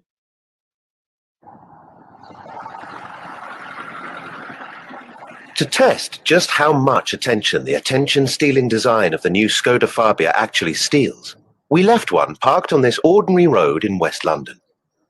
We wanted to see if its sharp crystalline shapes, bold lines, and lower, wider profile would attract the desired level of attention. Will the 17-inch black alloy wheels stop passers-by in their tracks? Will the angular headlights attract the attention of other road users? Will a crowd gather to check out its fresh, sporty look? Well, not quite. But did the attention-stealing design distract you from noticing that the entire street has been changing right before your very eyes? Don't believe us? Have another look. Did you spot the van changing to a taxi? How about the scooter changing to a pair of bicycles? Or the lady holding a pig? Let alone the fact that the entire street is now completely different. Didn't think so. So there we have it. Proof that the new Skoda Fabia is truly attention-stealing. All right, if you see something, say something. Those words are so true at work, because just like the video that we just watched, we may not notice that Johnny comes in later to work than normal, or we may not notice that the relationship we have with our partner is changing. We may not notice that our children are expressing, behavior that we would rather them not express. We're not noticing that people stop going to this one leader of the team, and we don't know why. And it's because we're not paying attention. We're not understanding where bad behavior might be taking place. How does bad behavior show up at work? There's a few areas that we should be on the lookout for of where bad behavior could manifest. It can show up in recruitment, both to the candidate and even within internal process. It can show up with onboarding. And, one bad boss behavior is not making sure there's enough, paperwork, or that the person who shows up to work, they don't have their proper computer or login or credentials, their security credentials. In meetings, flying off the rails, not having an agenda, belittling people, performance management, not giving clear vision and direction for how someone can grow and improve in the organization. Interpersonal communication, being dismissive, having a low emotional intelligence, having low situational awareness, and not having a personality that's warm and friendly or even accepted and respected at work. Salary and compensation, not paying people fairly for what they're worth. And last but certainly not least, employee separation, making sure that people leave out on a good note as opposed to having a reason to talk negatively about your organization on sites like Glassdoor and on LinkedIn and social media. Bad boss behavior can show up anywhere in the organization, from your website to your interpersonal communication. And it's important that we have the power to say the things that we need to say. Addressing bad behavior. Now, this is the next step in correcting bad boss behavior at work.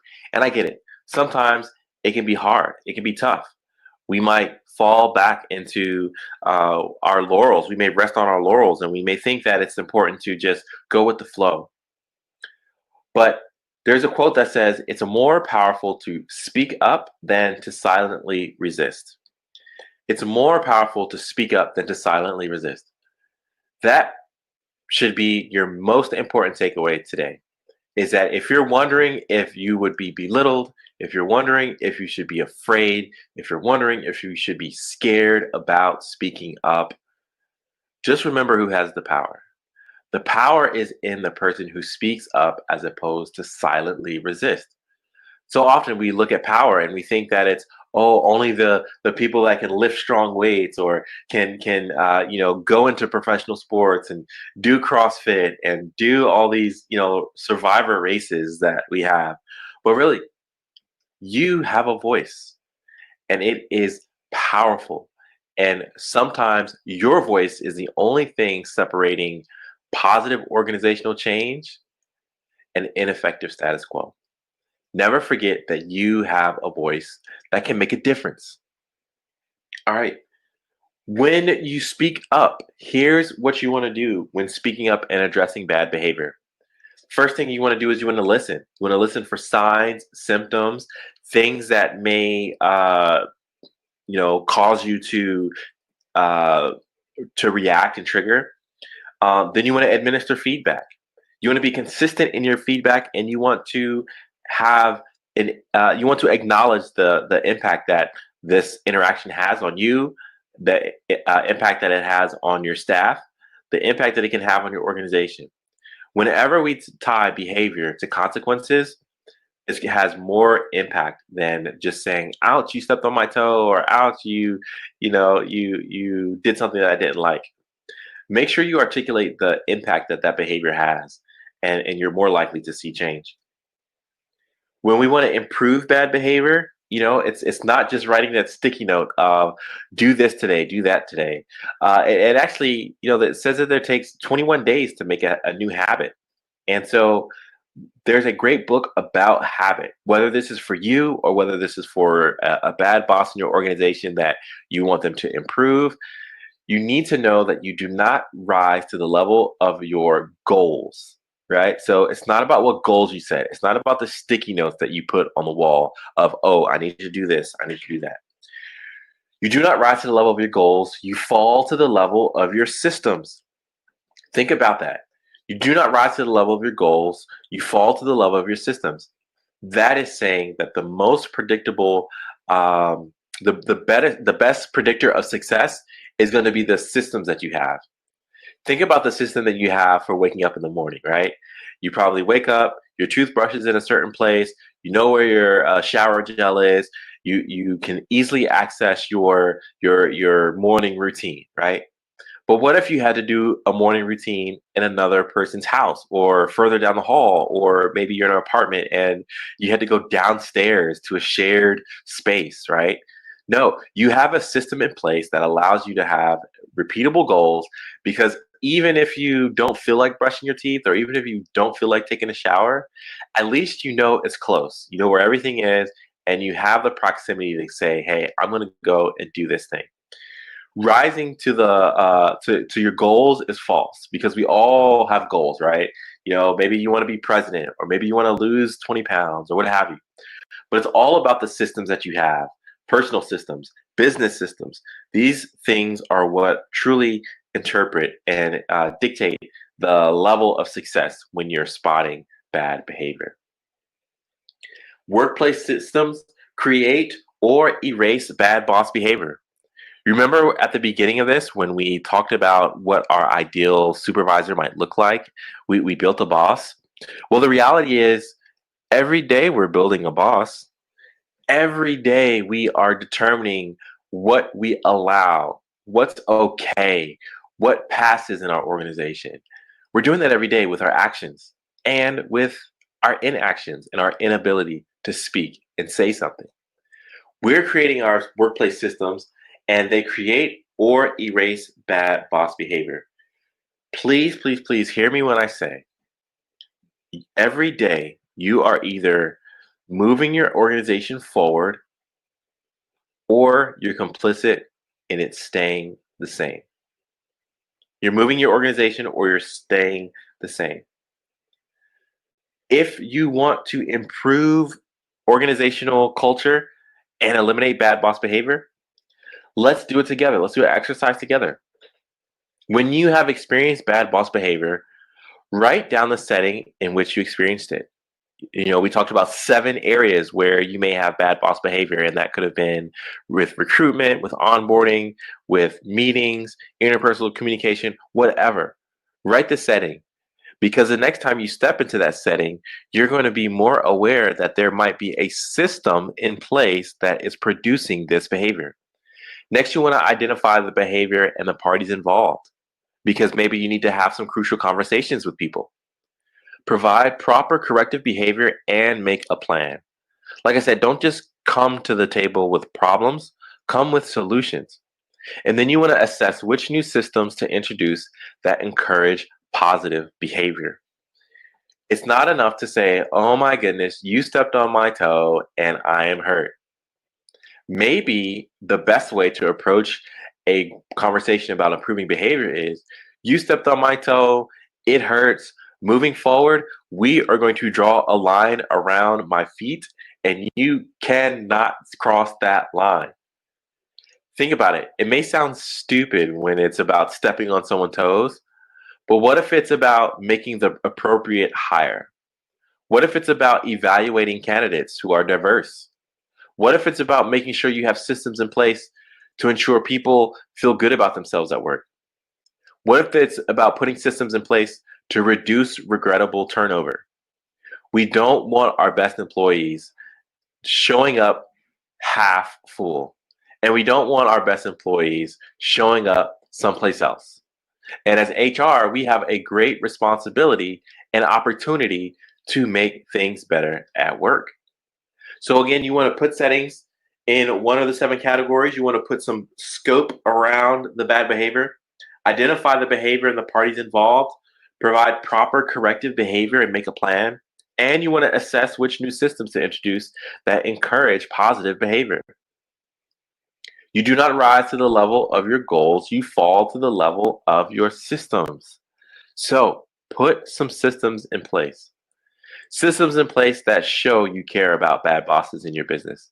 Systems in place that spot bad behavior, a system to address bad behavior, and a system that improves bad boss behavior. That's been my time with you today. Thank you so much.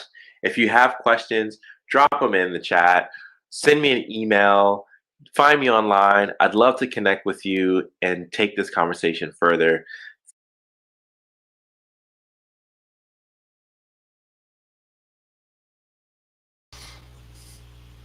Okay.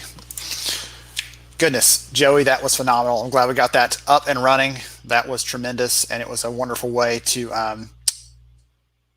continue the conversation today and this week. Actually, someone said that was a perfect one for the last day to actually have that as part of this, because it allowed us to hear how to be accountable, how to really put those things into practice, how to make that happen in a powerful way. So I'm getting up right now, getting ready. Our very last kind of keynote session for this week. Goodness, the time's almost upon us.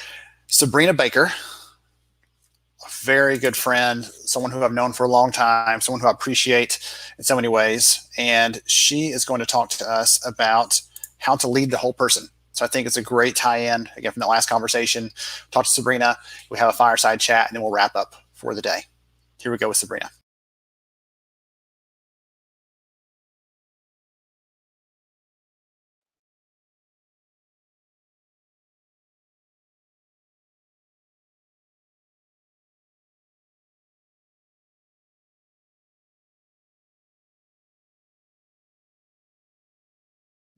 Hi, everyone. Thanks so much, Ben, for handing this over to me. I'm excited to be here with you today talking about leading the whole person. My name is Sabrina Baker. I am the founder and CEO of Acacia HR Solutions, which is a human resource outsourcing and consulting firm. I am located in Los Angeles. I have a small but mighty team of consultants who are located throughout the United States. And we focus in on the startup and small business space. And when I say small, I mean really small. The majority of our clients are under 100 employees. And really, I would say 90% of them are in that 20 to 60 range. So truly, truly the smallest of small businesses. What our firm does is help them build HR infrastructure that meets them where they are right now, but also grows with them as the business grows. And this topic today is one that I'm super excited about. It's one that I am very passionate about. And I think as leaders, as HR professionals, we really have to look at the whole person. So let me dig in a little bit and tell you what I mean by that. For years, I think we have been looking at employees in a very one-sided way. We have focused just on skill set and experience. If you think about all of the structure that we build in human resources and in organizations, we are looking at what a person can do. We build job descriptions that are really laundry lists of tasks that we're going to want them to fulfill if they hold that role. We then take those job descriptions and we build job ads, which are sometimes the exact same thing as a job description. Sometimes they're different. But in the job ad, it's still the majority of the information there is a list of tasks that we want this person to fulfill. Once we interview them, we're again asking them to confirm that they can do the tasks, the roles, and the responsibilities. And then when we hire them, when they're on our team, we build performance management systems, goals, and objectives solely around what they can do. We are looking at them as a skill set. We're looking at them as if they were their resume. And when we do that, we are missing a whole other piece of the individual and a whole other piece of how work gets done. How the work gets done is as important as what gets done. And I would say that in some situations, how the work gets done might be more important than what's getting done. That how is a piece of the puzzle that can absolutely derail a culture. It can derail employee engagement. It can derail relationships and team dynamics. So when I talk about how, what am I talking about? I'm talking about personality. Each of us bring two unique things to an organization. We bring our skill set, we bring our experience, we bring that culmination of all of the things that we have done before joining the organization. And then we also bring a personality. We also bring characteristics that are innate in us, characteristics that we have had since birth. Some of them are learned behaviors. Some of them are things that we've just always been that way. But it completely affects how we do the work. You can have two people who have the exact same background, the exact same experience. They've done very similar things in their roles throughout their career, and yet what they bring to the workplace is completely different from a personality perspective. So what I want to do is give you two examples of personalities that I believe show up in every workplace to demonstrate what I'm talking about here. So the first one is the brilliant jerk. Now I've put some pop culture references up on the screen, but if you don't know who these are, I'm going to explain them to you. The one on the left is Sheldon Cooper. If you watch The Big Bang Theory, then you know that he is a genius physicist. He has an eidetic memory. His IQ is off the charts. He is extremely, extremely smart. For all intents and purposes, if you gave Sheldon a job description, chances are very good that he's going to check every one of those boxes. He's going to be able to do all of the things that you ask him to do. On a performance scale, 1 to 5, 5 being high, he's knocking out a 5 every single time. The one on the other side is House he's a doctor from the show House. Same thing. He is so smart. He is very, very qualified to do the job in front of him. And in fact, more qualified than most. He's able to diagnose and heal in a way that others cannot, just because of the experience and the skills and the genius that he has. However, both of these guys, their bedside manner needs a lot of work. Their personality is really, really hard to work with. They have personality quirks. They are can be very condescending. Their intelligence almost makes them hard to relate to. And so you have them in the workplace, and they're so good at what they do. Checking those goals and objectives off, they're knocking it out of the park every time, and in fact are often probably more capable from that perspective than their supervisors or many others on their team. But their personality quirks drive everyone else crazy.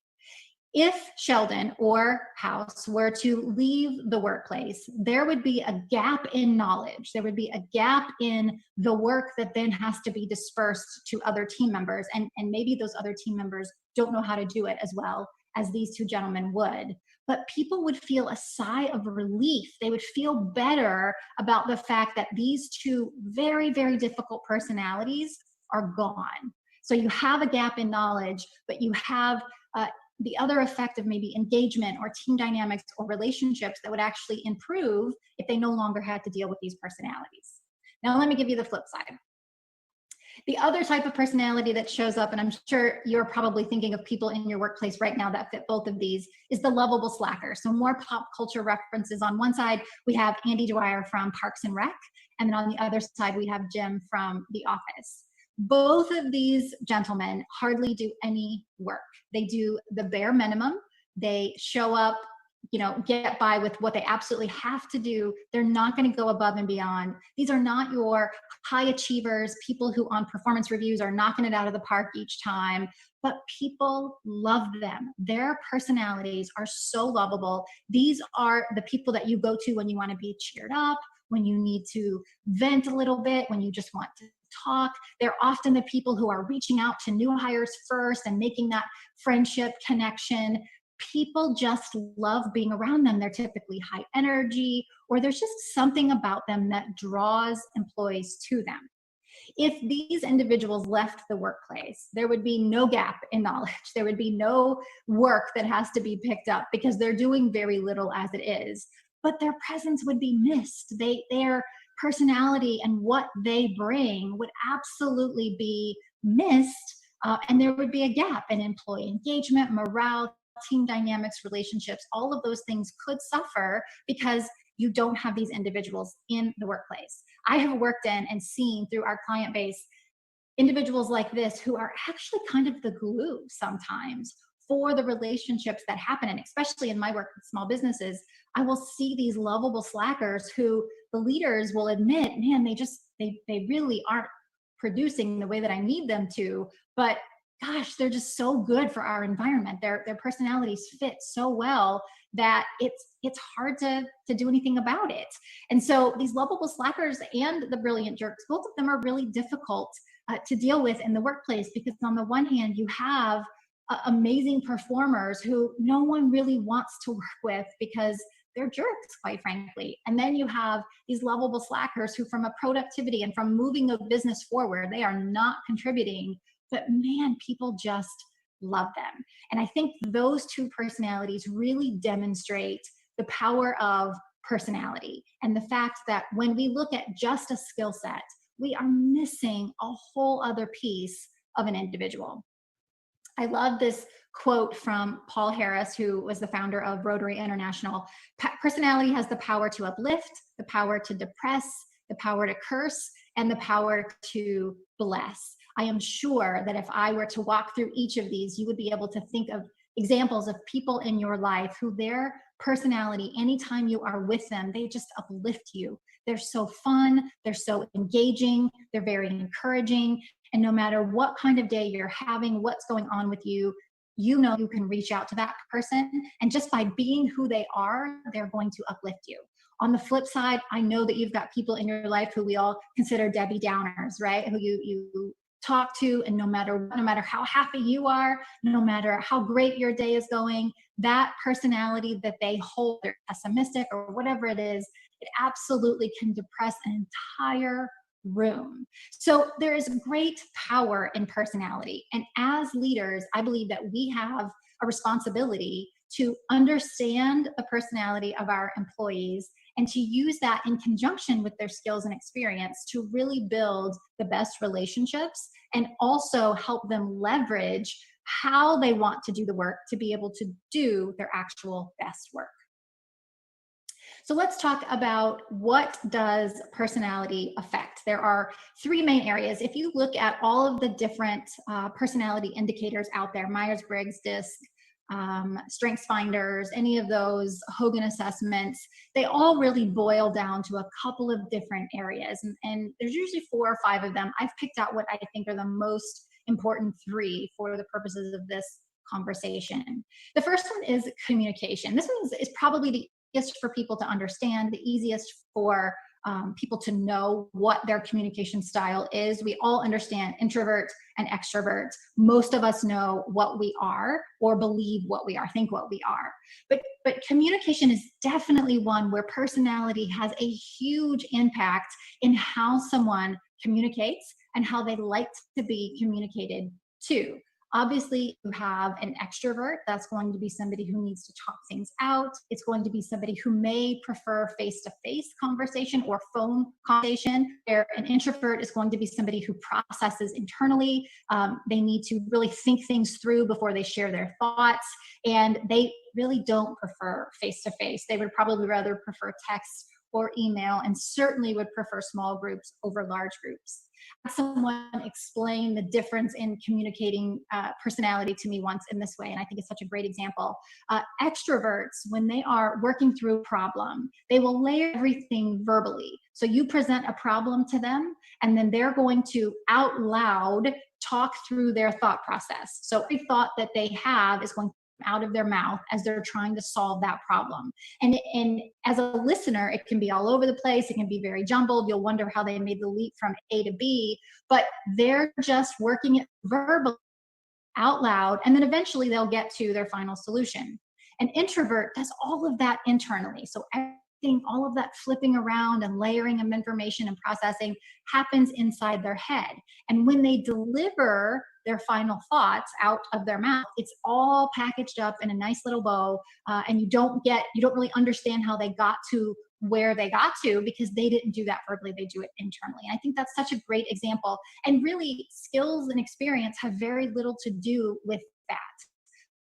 Certainly there's learned behaviors that we all have to do in the course of our job, but when it comes to basically how we communicate, whether we lean extroverted, introverted, more dynamic, less dynamic, that really is based on the personality that we were born with and that we have cultivated as we've grown up.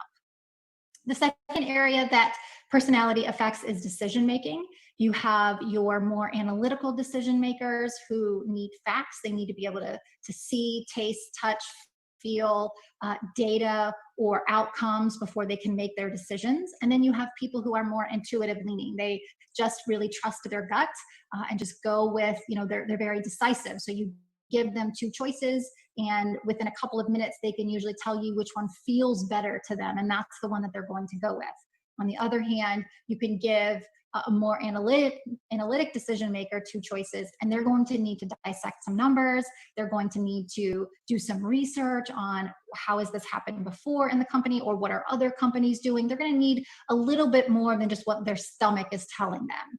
It's a vast difference in the way you make decisions. And when you have people on teams who some are intuitive, some need those facts, and you're looking for quick decisions, those who are analytical are going to stress a little bit. That's going to cause a bit of pressure on them because they need that time and they want that time. And so understanding personality around decision making is really, really important when you are asking your team to do something. The third area that personality affects, and I believe that this one quite possibly creates the most conflict in workplaces, is how organize their world. So you have natural people who are list builders, right? Every day they have their list of tasks that they're going to do. Given a project, maybe a project that has a due date of 3 months away, they are going to look at that 3 months and break that up and create milestones and say, by this date, I want to have this done, and by this date, and they're probably going to turn that project in a couple days early because that's the way that they like to be organized, and they don't want to be stressed at the last minute. And then you have other people who they do their best work at the 11th hour, and they are not list builders. They never have lists of things they want to accomplish, or just kind of fly by the seat of their pants type people. They are given a project 3 months that's due 3 months from now. They may not start working on it until 2 nights before. And we'll say that that's the way they work best. They need the pressure of the deadline. I'm one of those people. I need the pressure of the deadline to actually get something done. If I have 3 months to do it, I'm waiting until the last week. That difference is huge. And when you have individuals on a team who some are list builders, some are very methodical in how they organize their work, and others are more fly by the seat of their pants, let's wait until we have a deadline and then let's use the pressure to be able to deliver my best work, that can create a ton of conflict. Also, for you as a leader, if you are on one side, you're a list builder, maybe you're very methodical in the way you organize your world, and your team, your entire team, or a vast majority of your team is the opposite, it can absolutely drive you nuts that you would like to see project plans that are broken out by, certain weeks, but your employees are not flowing with that because that's just not how they work. And so understanding how our employees fit into each one of these buckets from a personality standpoint is going to, one, just help you be aware. Awareness is huge. Understanding why employees do the things they do. So when they are working on a project and they're not organizing it the way that you would, you knowing that their personality is one that likes to use the pressure of a deadline helps you understand they're not just being defiant. They're not just not doing the work. They're doing it in the way that makes most sense for them. So understanding that personality and understanding how it affects each of these areas is really going to change the way that you lead your teams. For decades, and I would say probably forever, right? From the beginning of time, people in leadership positions have been prone to say, I am who I am. This is who I am. This is my personality. Accept it, get over it, deal with it. And it doesn't work that way anymore. It probably really never should have worked that way. As leaders, we have to be chameleons. We have to be able to look at our individual employees, understand how they work best based on how they like to communicate, how they make decisions, how they organize their world, and adapt our style to them. And that may mean if we have very large teams, we are adapting our styles to 15, 20, 25 different personalities. When we can do that, though, when we can really understand the personality, adapt at each stage to the individual, we're going to have stronger relationships with that person, and we're going to get a lot more productivity out of them because we're going to be able to help them work how they work best, not just in what they can do best, but how they work best. So we can switch up the work a little bit. We can be a little bit more lenient when we know that we're going to give somebody a decision, a choice, and we know they're an analytical person. We can from the get go to them and say, here's all the data I think you're going to want to look at. Why don't you look at it and get back to me and let's talk about it? You can give them that space, and that mutual understanding is going to strengthen your relationship.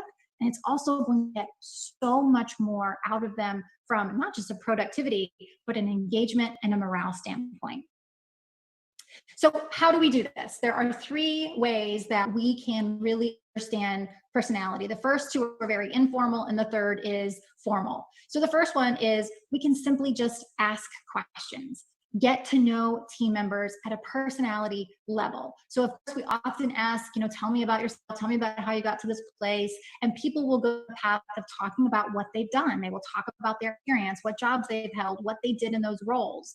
But I like to ask questions around communication, around the 3 areas that explained. How do you communicate? How do you like to be communicated to? Do you consider yourself an introvert or an extrovert, or maybe somewhere in the middle? Do you need time to process information before you make your decisions? How do you like to organize things? If I give you a task, are you a person who goes and creates lists that tasks? Or are you a person who is going to kind of wait till the last minute, and then that's when you feel like you're going to produce your best work? I love asking those questions of team members as I'm hiring people for my own team, as I'm working with new clients, so that it sets that expectations up ahead of time. I, being an introvert, hate talking on the phone. I know many people do, introvert or not, but I don't like talking on the phone. If I don't have to do an in-person meeting, I'd rather not. And I tell clients that upfront, you're going to get a much faster response out of me if you text me or if you send me an email. Yes, I'll answer your call. Yes, I'll come to your meeting if it's absolutely necessary. But my best work happens when I can respond to you on the fly, when I can process when I need to, and respond as thoughts are complete and available to be packaged for you.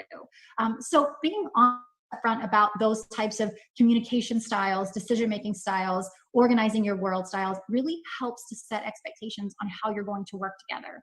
And not only that, I like to ask questions around what shuts people down. I think this is so important. When we are looking at motivating employees, we often will say, what motivates you? What really gets you going? What fires you up? And we forget to ask the other side of that, which is, what shuts you down? What completely makes you stop communicating? What completely throws you off kilter to where your decision making is just out the window and you're maybe not using your best judgment? What are things that have happened in the workplace before that have shut that down for you, so that you as their leader can avoid that as much as possible?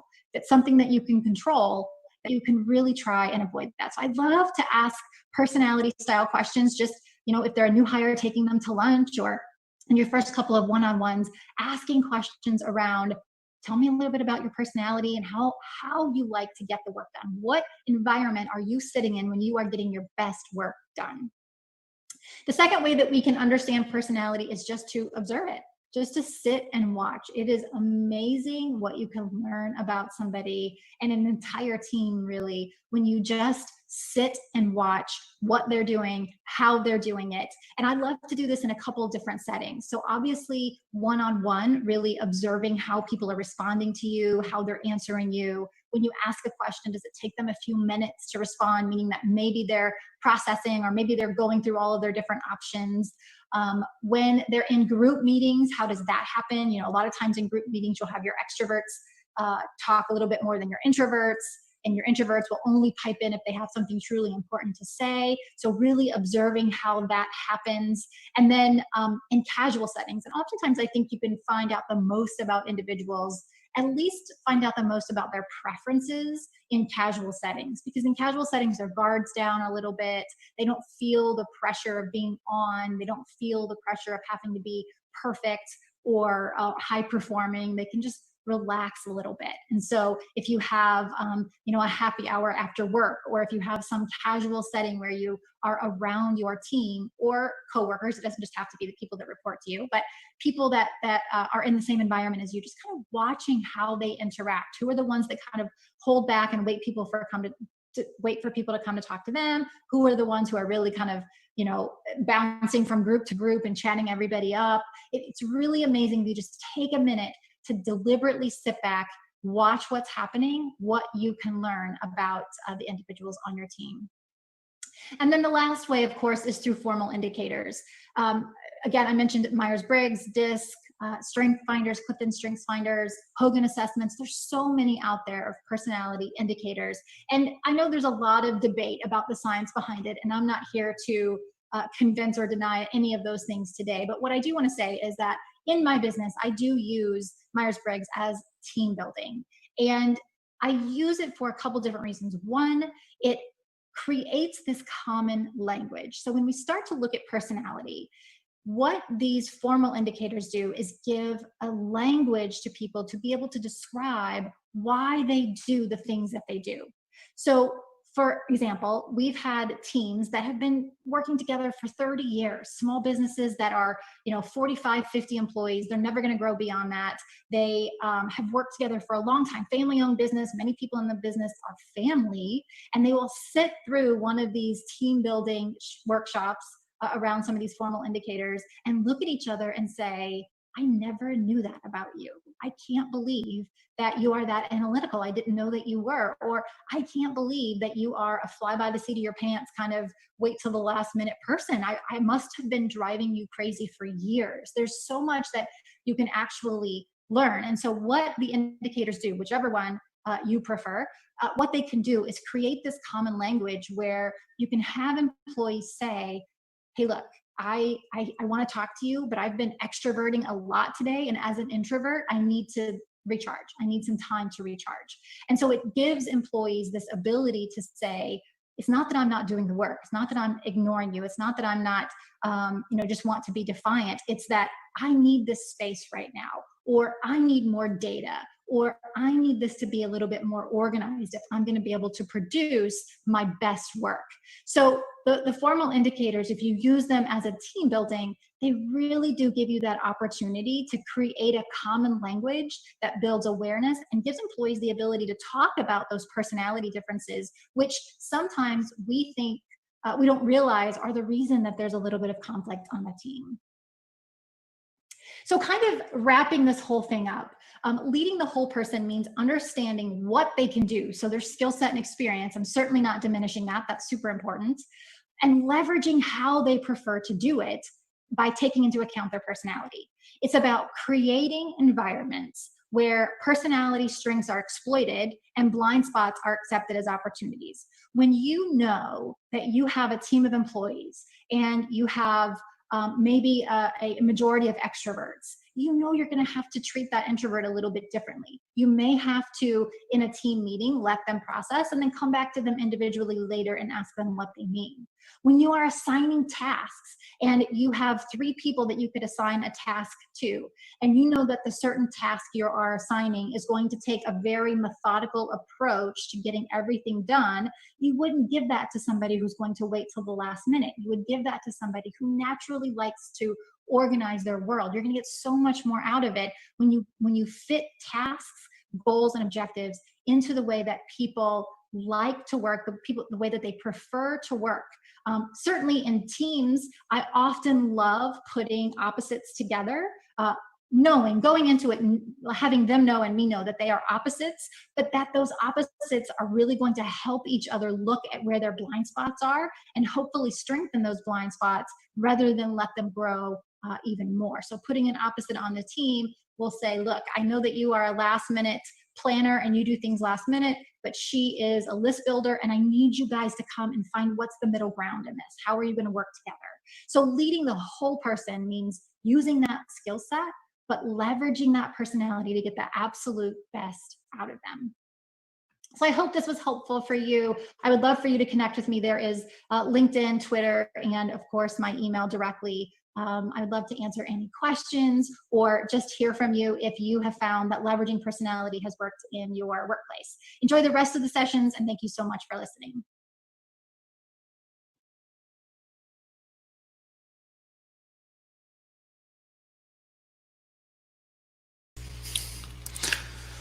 Okay, wonderful. Thank you so much, Sabrina. I really appreciated that conversation about how to lead the whole person, how to see beyond just what we typically see when we're looking at individual and looking at that deeper level to understand what every person brings to the table. And it was so fun to see the procrastination comments, everything else going through there, knowing that all of us have a different kind of style for how we like to work, not just the skills we have, but the style in which we work. And I think that's important too, to remember those pieces of it. This last fireside chat, I'm talking to Mahi Bayretti. He is he's with Phenom People. He is a visionary. I really enjoy talking to him,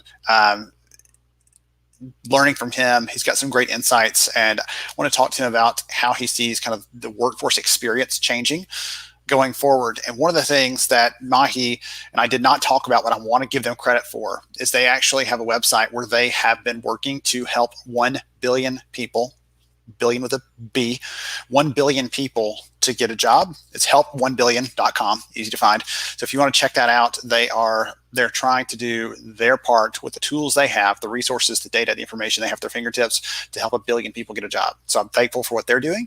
And let's tune into this last fireside chat for HR Summer School.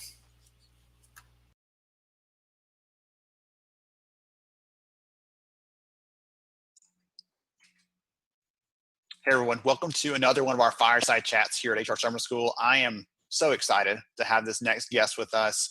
I had a chance before the world turned upside down to see him speaking at his own company's event, I Am Phenom, a couple months ago, and it was incredible.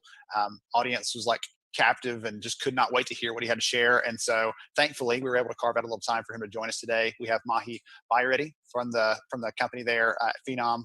Welcome, sir. Good to have you. Awesome. Thank you. Thank you for having me, Ben. Yes, sir. Absolutely. So tell the audience a little about who you are and what you do. So, I'm CEO and co-founder of Phenom People. We've been working on this from 2011. So as a company today, we have over 600 people, but we have global customers all across the globe. We really deliver something called as talent experience management as a platform. That's a platform we give for all the talent and HR space. Awesome. Wonderful. And when you're not working, what do you like to do? I meditate every day, an hour at least. And then on top of it, I constantly really think about different angles of how to connect technology, spirituality, and HR into a single dimension. Interesting. Very cool.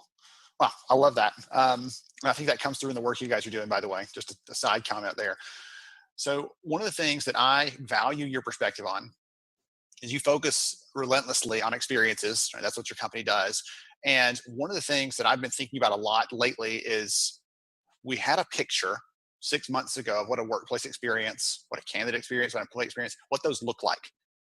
And I feel like that's going to be changing and morphing going forward. I'd love to get your take on that, what your thoughts are, what you're kind of seeing.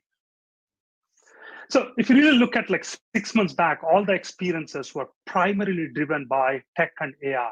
So what is tech going to do and what it can help us and where it can really mess us up? Those are the two elements what everybody are talking about. But right now, after 6 months, right, with the current situation where we are in, globalization is becoming a much more complicated story than it used to be. And right now, on top of it, the biological issue what we have right now is also really making experience both physically and virtually change dramatically. And when these changes happen, what will happen to cultures of the companies? And if a culture of a company is basically to really come to an office and really sit and really spend time and know each other, and how is this going to manifest?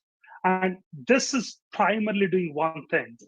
The digital transformation is getting accelerated at 10x because we are competing Moore's law against the virus law. Those are really competing against each other. And that's what is creating the digital acceleration. 6 months back, everybody is talking about digital transformation. But from the last 3 months, digital transformation is the only thing which enabled us to operate some businesses at a different pace, at a different rate. And you can see in the stock market why tech companies are really outperforming every other segment in the world. Absolutely. Well, it's one of those things. When this all started, someone said, well, the future of work thing everyone's talking about, it's here. Suddenly, we don't have an option not to be agile, to be thinking about how to be flexible, to be thinking about how to, again, create those dynamic experiences for people at scale, even when they're not visiting us in an office. And again, those things suddenly overnight, snap your fingers and they're here in front of us and we have to live that out. And some companies, as you were saying, were prepared for this to some degree. They had gone through those steps. They had thought about how to bring those digital skills in, but others probably had a rude awakening. Would you say? Yep. So there is a lot of confusion in the market right now, and this is going to really multiply over a period of time. Frontline workers, you need the physical presence, and those are the people who got the maximum kind of hit in this particular pandemic. And if you really look at knowledge working space, the impact is very less comparatively. The job losses are much more minimal, and the kind of paychecks you are really getting were also have minimal impact. But now after this, if what we are really seeing, work from home is an option, then how do we think about remote work? So is remote work going to really change the overall dimension of how we are really thinking about globalization? That's a very, very important topic. like people are making announcements about like, hey, everybody can work from home forever. So if you really say that, is remote a possibility across the globe? And if that is the case, all the 3 billion are competing with each other. And now till now, there is one bias which we all carry and which we don't know and we don't even acknowledge it. And the bias is proximity. Are we going to eliminate the proximity bias? That's a very, very important question to think about. If that happens, experiences are much more important than ever. And when you really think about how to build an experience, till now, all the experiences were much more stronger physically. Virtually, they are nice and basically solving the current problem, but they're not really accelerated at a different scale. Do I make sense? Yeah, I'm thinking about, I was hung up on the proximity bias piece and thinking about what you're saying, if every company that can, right, some frontline workers excluded, for those people that have roles, that have capabilities that can be done remotely, if everyone suddenly said this is how it's going to be going forward, like some companies in the tech space have, as you mentioned, yep, that means they can compete with anyone, anywhere for that talent. Suddenly you open up the talent pool that can access those jobs that you have to anywhere in the world. If you really do not care about someone's location, you don't care if they work from home, they're virtual worker, does not matter. As long as they're getting their job done, that casts a much broader net for the talent that you can bring into the organization. Yeah, but that's a good news. There is a bad news to it too. So are you going to pay the person who's living in California the same as the person who's living in Shanghai or Mumbai? And now what happens to the overall salaries and how do you really pay structures really work? And then what is the bias for that? So we are really getting into a very, very complicated situation and we don't know what the situation will unfold towards. It's not that easy to really say like, hey, and now how do you understand cultures? So like the first bias is proximity. The second bias is it's not color, it's actually culture. Like how do you really talk versus how do I talk and what's my fabric of thinking around it? And if that becomes the next evolution, then what does that means for overall digital transformation? Yes. So there are a lot more complex elements which we are really getting into, especially in the knowledge working space. Yes. In the COVID situation, actually frontline workers are who suffered. And after this, the most impact is going to be on the knowledge worker space. That's what I believe, because that's where the highest dollars are sitting. And that's where everybody's interested, but the talent is across the globe. And they don't need to be in office.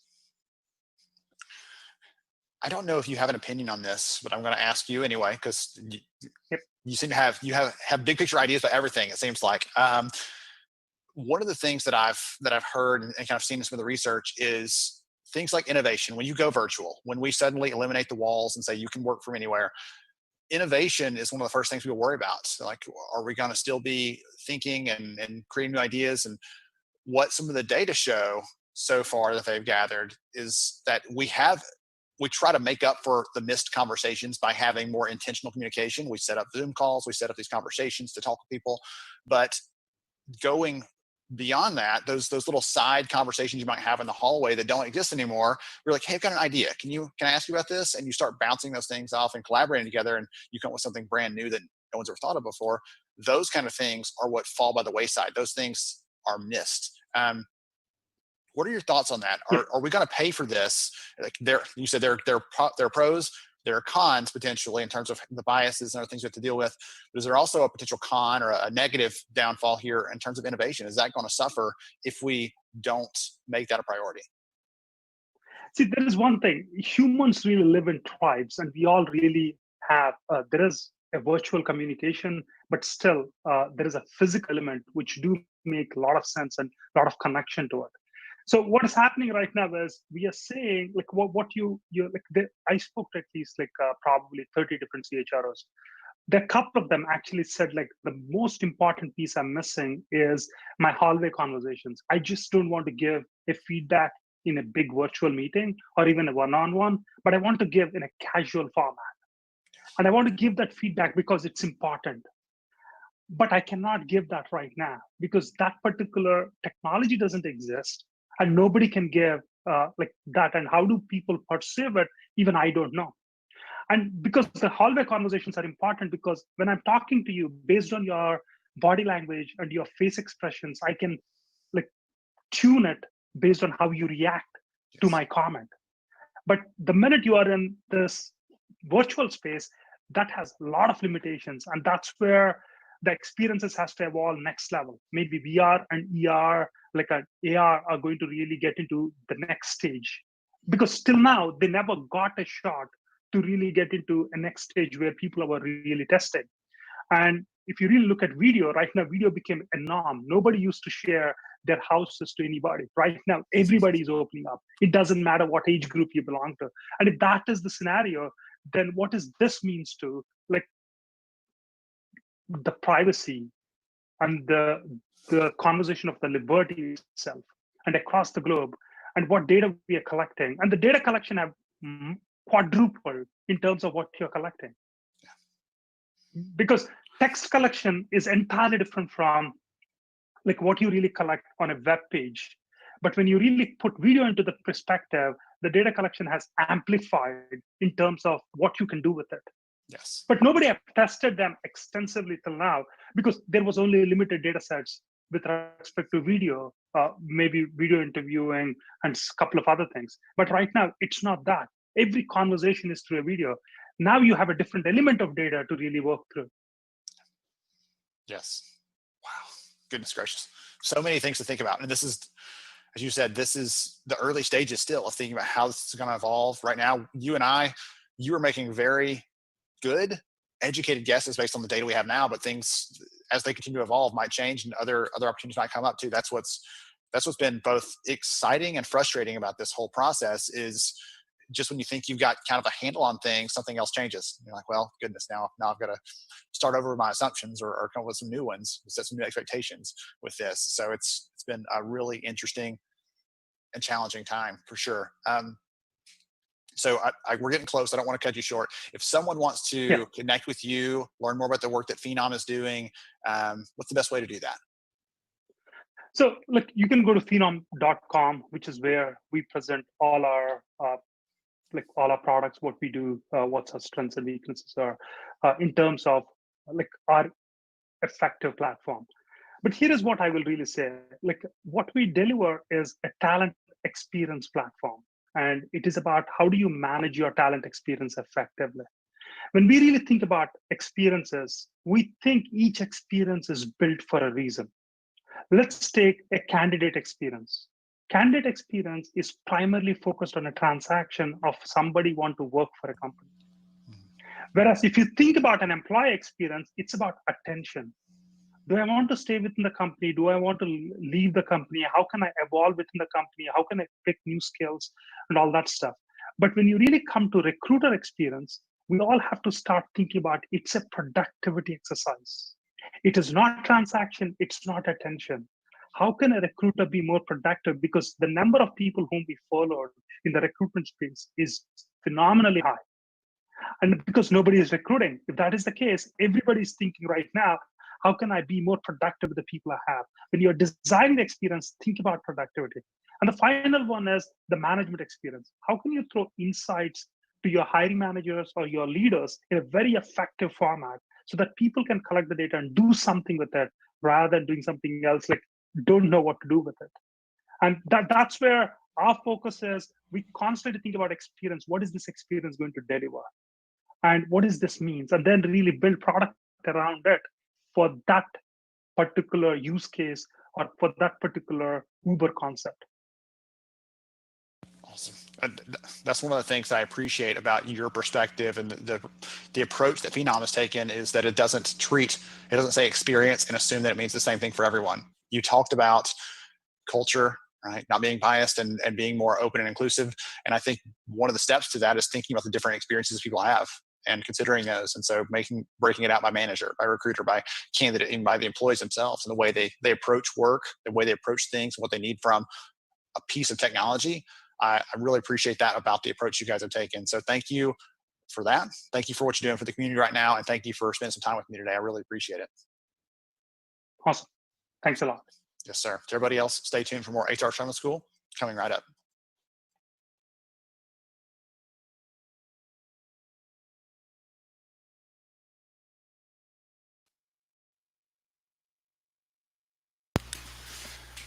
Yes, I'm afraid it is that time that you have all been dreading, I guess, not waiting for. We're going to wrap up here. Thank you so much to Mahi. I wanted him to help us cast a big vision, think about what's next, what's coming. We talked a lot about what we can do right now, and I'm always curious from his perspective, because he's one of those very, as you can tell, forward thinkers. What is this mean going to mean for the talent experience, and how can we think about those things going forward? And I got some really insightful pieces from him there. I'm so thankful.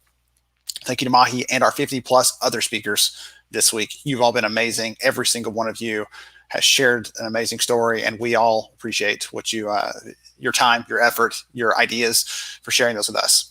Thank you to our sponsors for helping to make this event possible. Thank you to each and every one of you who has watched this. I'm talking to you. Yes, you.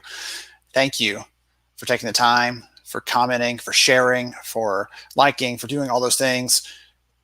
It has meant so much to me to see that. I don't like picking a favorite out of all the comments, the thousands of comments we've seen this week. But last night, someone sent me a personal message and said, I was on the verge of giving up on my HR career. My company doesn't value me. I felt like I was disconnected. I felt like I just didn't have any inspiration. And someone had sent her this link. One of you sent her this link, and she joined, and she said, I can't wait to go back to work next week. I'm rejuvenated, re-inspired. I am going to blow things up in the best possible way at work and change things. And so I was so excited to see that and to hear that. That was, again, I don't pick favorites. I'm a dad of 4. I'm not allowed, but that was an amazing thing. And if she was the only one that saw this week, it would be worth it. But obviously, a lot more of you have seen this. A lot more of you have shared this. And thank you to each of you who have done that. Can I give a 2-minute commencement, I guess, wrap up address, whatever you like to call it, commencement? Like, I'm trying to stick with the school theme here, so go with me. This is not an easy profession, especially right now. We need boldness. We need empathy. We need to come together and encourage each other to go beyond being the compliance police, to be the heart and the soul of the organization, to be business leaders in our organization. We need to focus on the data and the evidence, but we also need to focus on the people. Data-driven, but people-oriented. The story that I always think of when I think of that phrase of data-driven and people-oriented. A few years ago, my wife and I were headed to the hospital. My son was about to be born, and I was terrified. I had no idea what to expect. We get to the hospital. They get my wife all ready, and they strap this thing to her stomach called a tocometer, and it measures the strength of the contractions. And she's going through labor. And so I'm like fascinated over here watching the readout. You know by now that I'm a numbers nerd, kind of a data nut. So I'm over here watching this little machine read out on the screen. And behind me, I hear my wife say, "Whew, that was a rough contraction." And I said, "Well, I'm looking at the screen here, and it actually didn't look like it was that bad." And okay, yes, looking back now, that was the worst possible thing that I could have said. But I've told that story to you and to thousands of others over the last few years, because it is my reminder that behind every number, behind every metric, behind every data point, there are people. There's a human, there's a life, there's a family, there's dreams and hopes and inspiration behind everything. So we have to be data driven. We have to bring that part of it. We also have to be people focused, or we can't miss out. We can't drop either one of those if we're going to be credible and valuable and effective as HR leaders. All right. Few final housekeeping things. I guess it's your chance to throw your mortarboard, your tassel up in the air. A few final things before we close. The biggest question of the week: how do I get credits? What about the presentation slides? The slides are on the resource page. We're updating that. As long as you're registered, you will get information about how to get all of those things as we get them finished, wrapped up, and in a presentable format, including the videos from this week, every single one of them. 2 of our speakers, actually, I'll let you do this right now for me. I'll let you decide. 2 of our speakers we've not been able to get to because of technical issues. Pam Lacey on using benefits for retention, and Sarah Noel Wilson was talking about elephants earlier, and we had some issues with that one. So we can do one of 2 things. We can either push those out to you on demand. You can watch the videos at your leisure whenever you like to, or we could host them in a live format like this and allow you to come back together, to engage with each other, to engage with the speakers, and do it that way. So right now, post something in the comments. Let me know which one of those you want. If you want it on demand or if you want it live, Those are your two choices. And whichever one you choose, that's where we'll go. I can't see the comments right now, but I'll look at them after we're done here. We will send out a survey link today after this afternoon. Catch my breath. Send out a survey link, asking about the event, getting your feedback, asking what other things you might like to see from the HR Summer School team. At the end of that survey, you will have to self-certify that you have watched the content or that you're going to be watching the content in the next few days. Self-certification in order to get your credits. And we will contact all the people that do that process once they're done. If you don't complete the survey, you can't get the credits. So when that comes out, we'll send it to everyone that's registered. Again, be registered. If I haven't said be registered, be registered. Also register. And we'll send that stuff out to you as soon as possible, that survey, so you can let us know your feedback on this week. I can't wait to see it. Good, bad, ugly. I know we got some things to iron out, but overall, I've been tremendously pleased with it.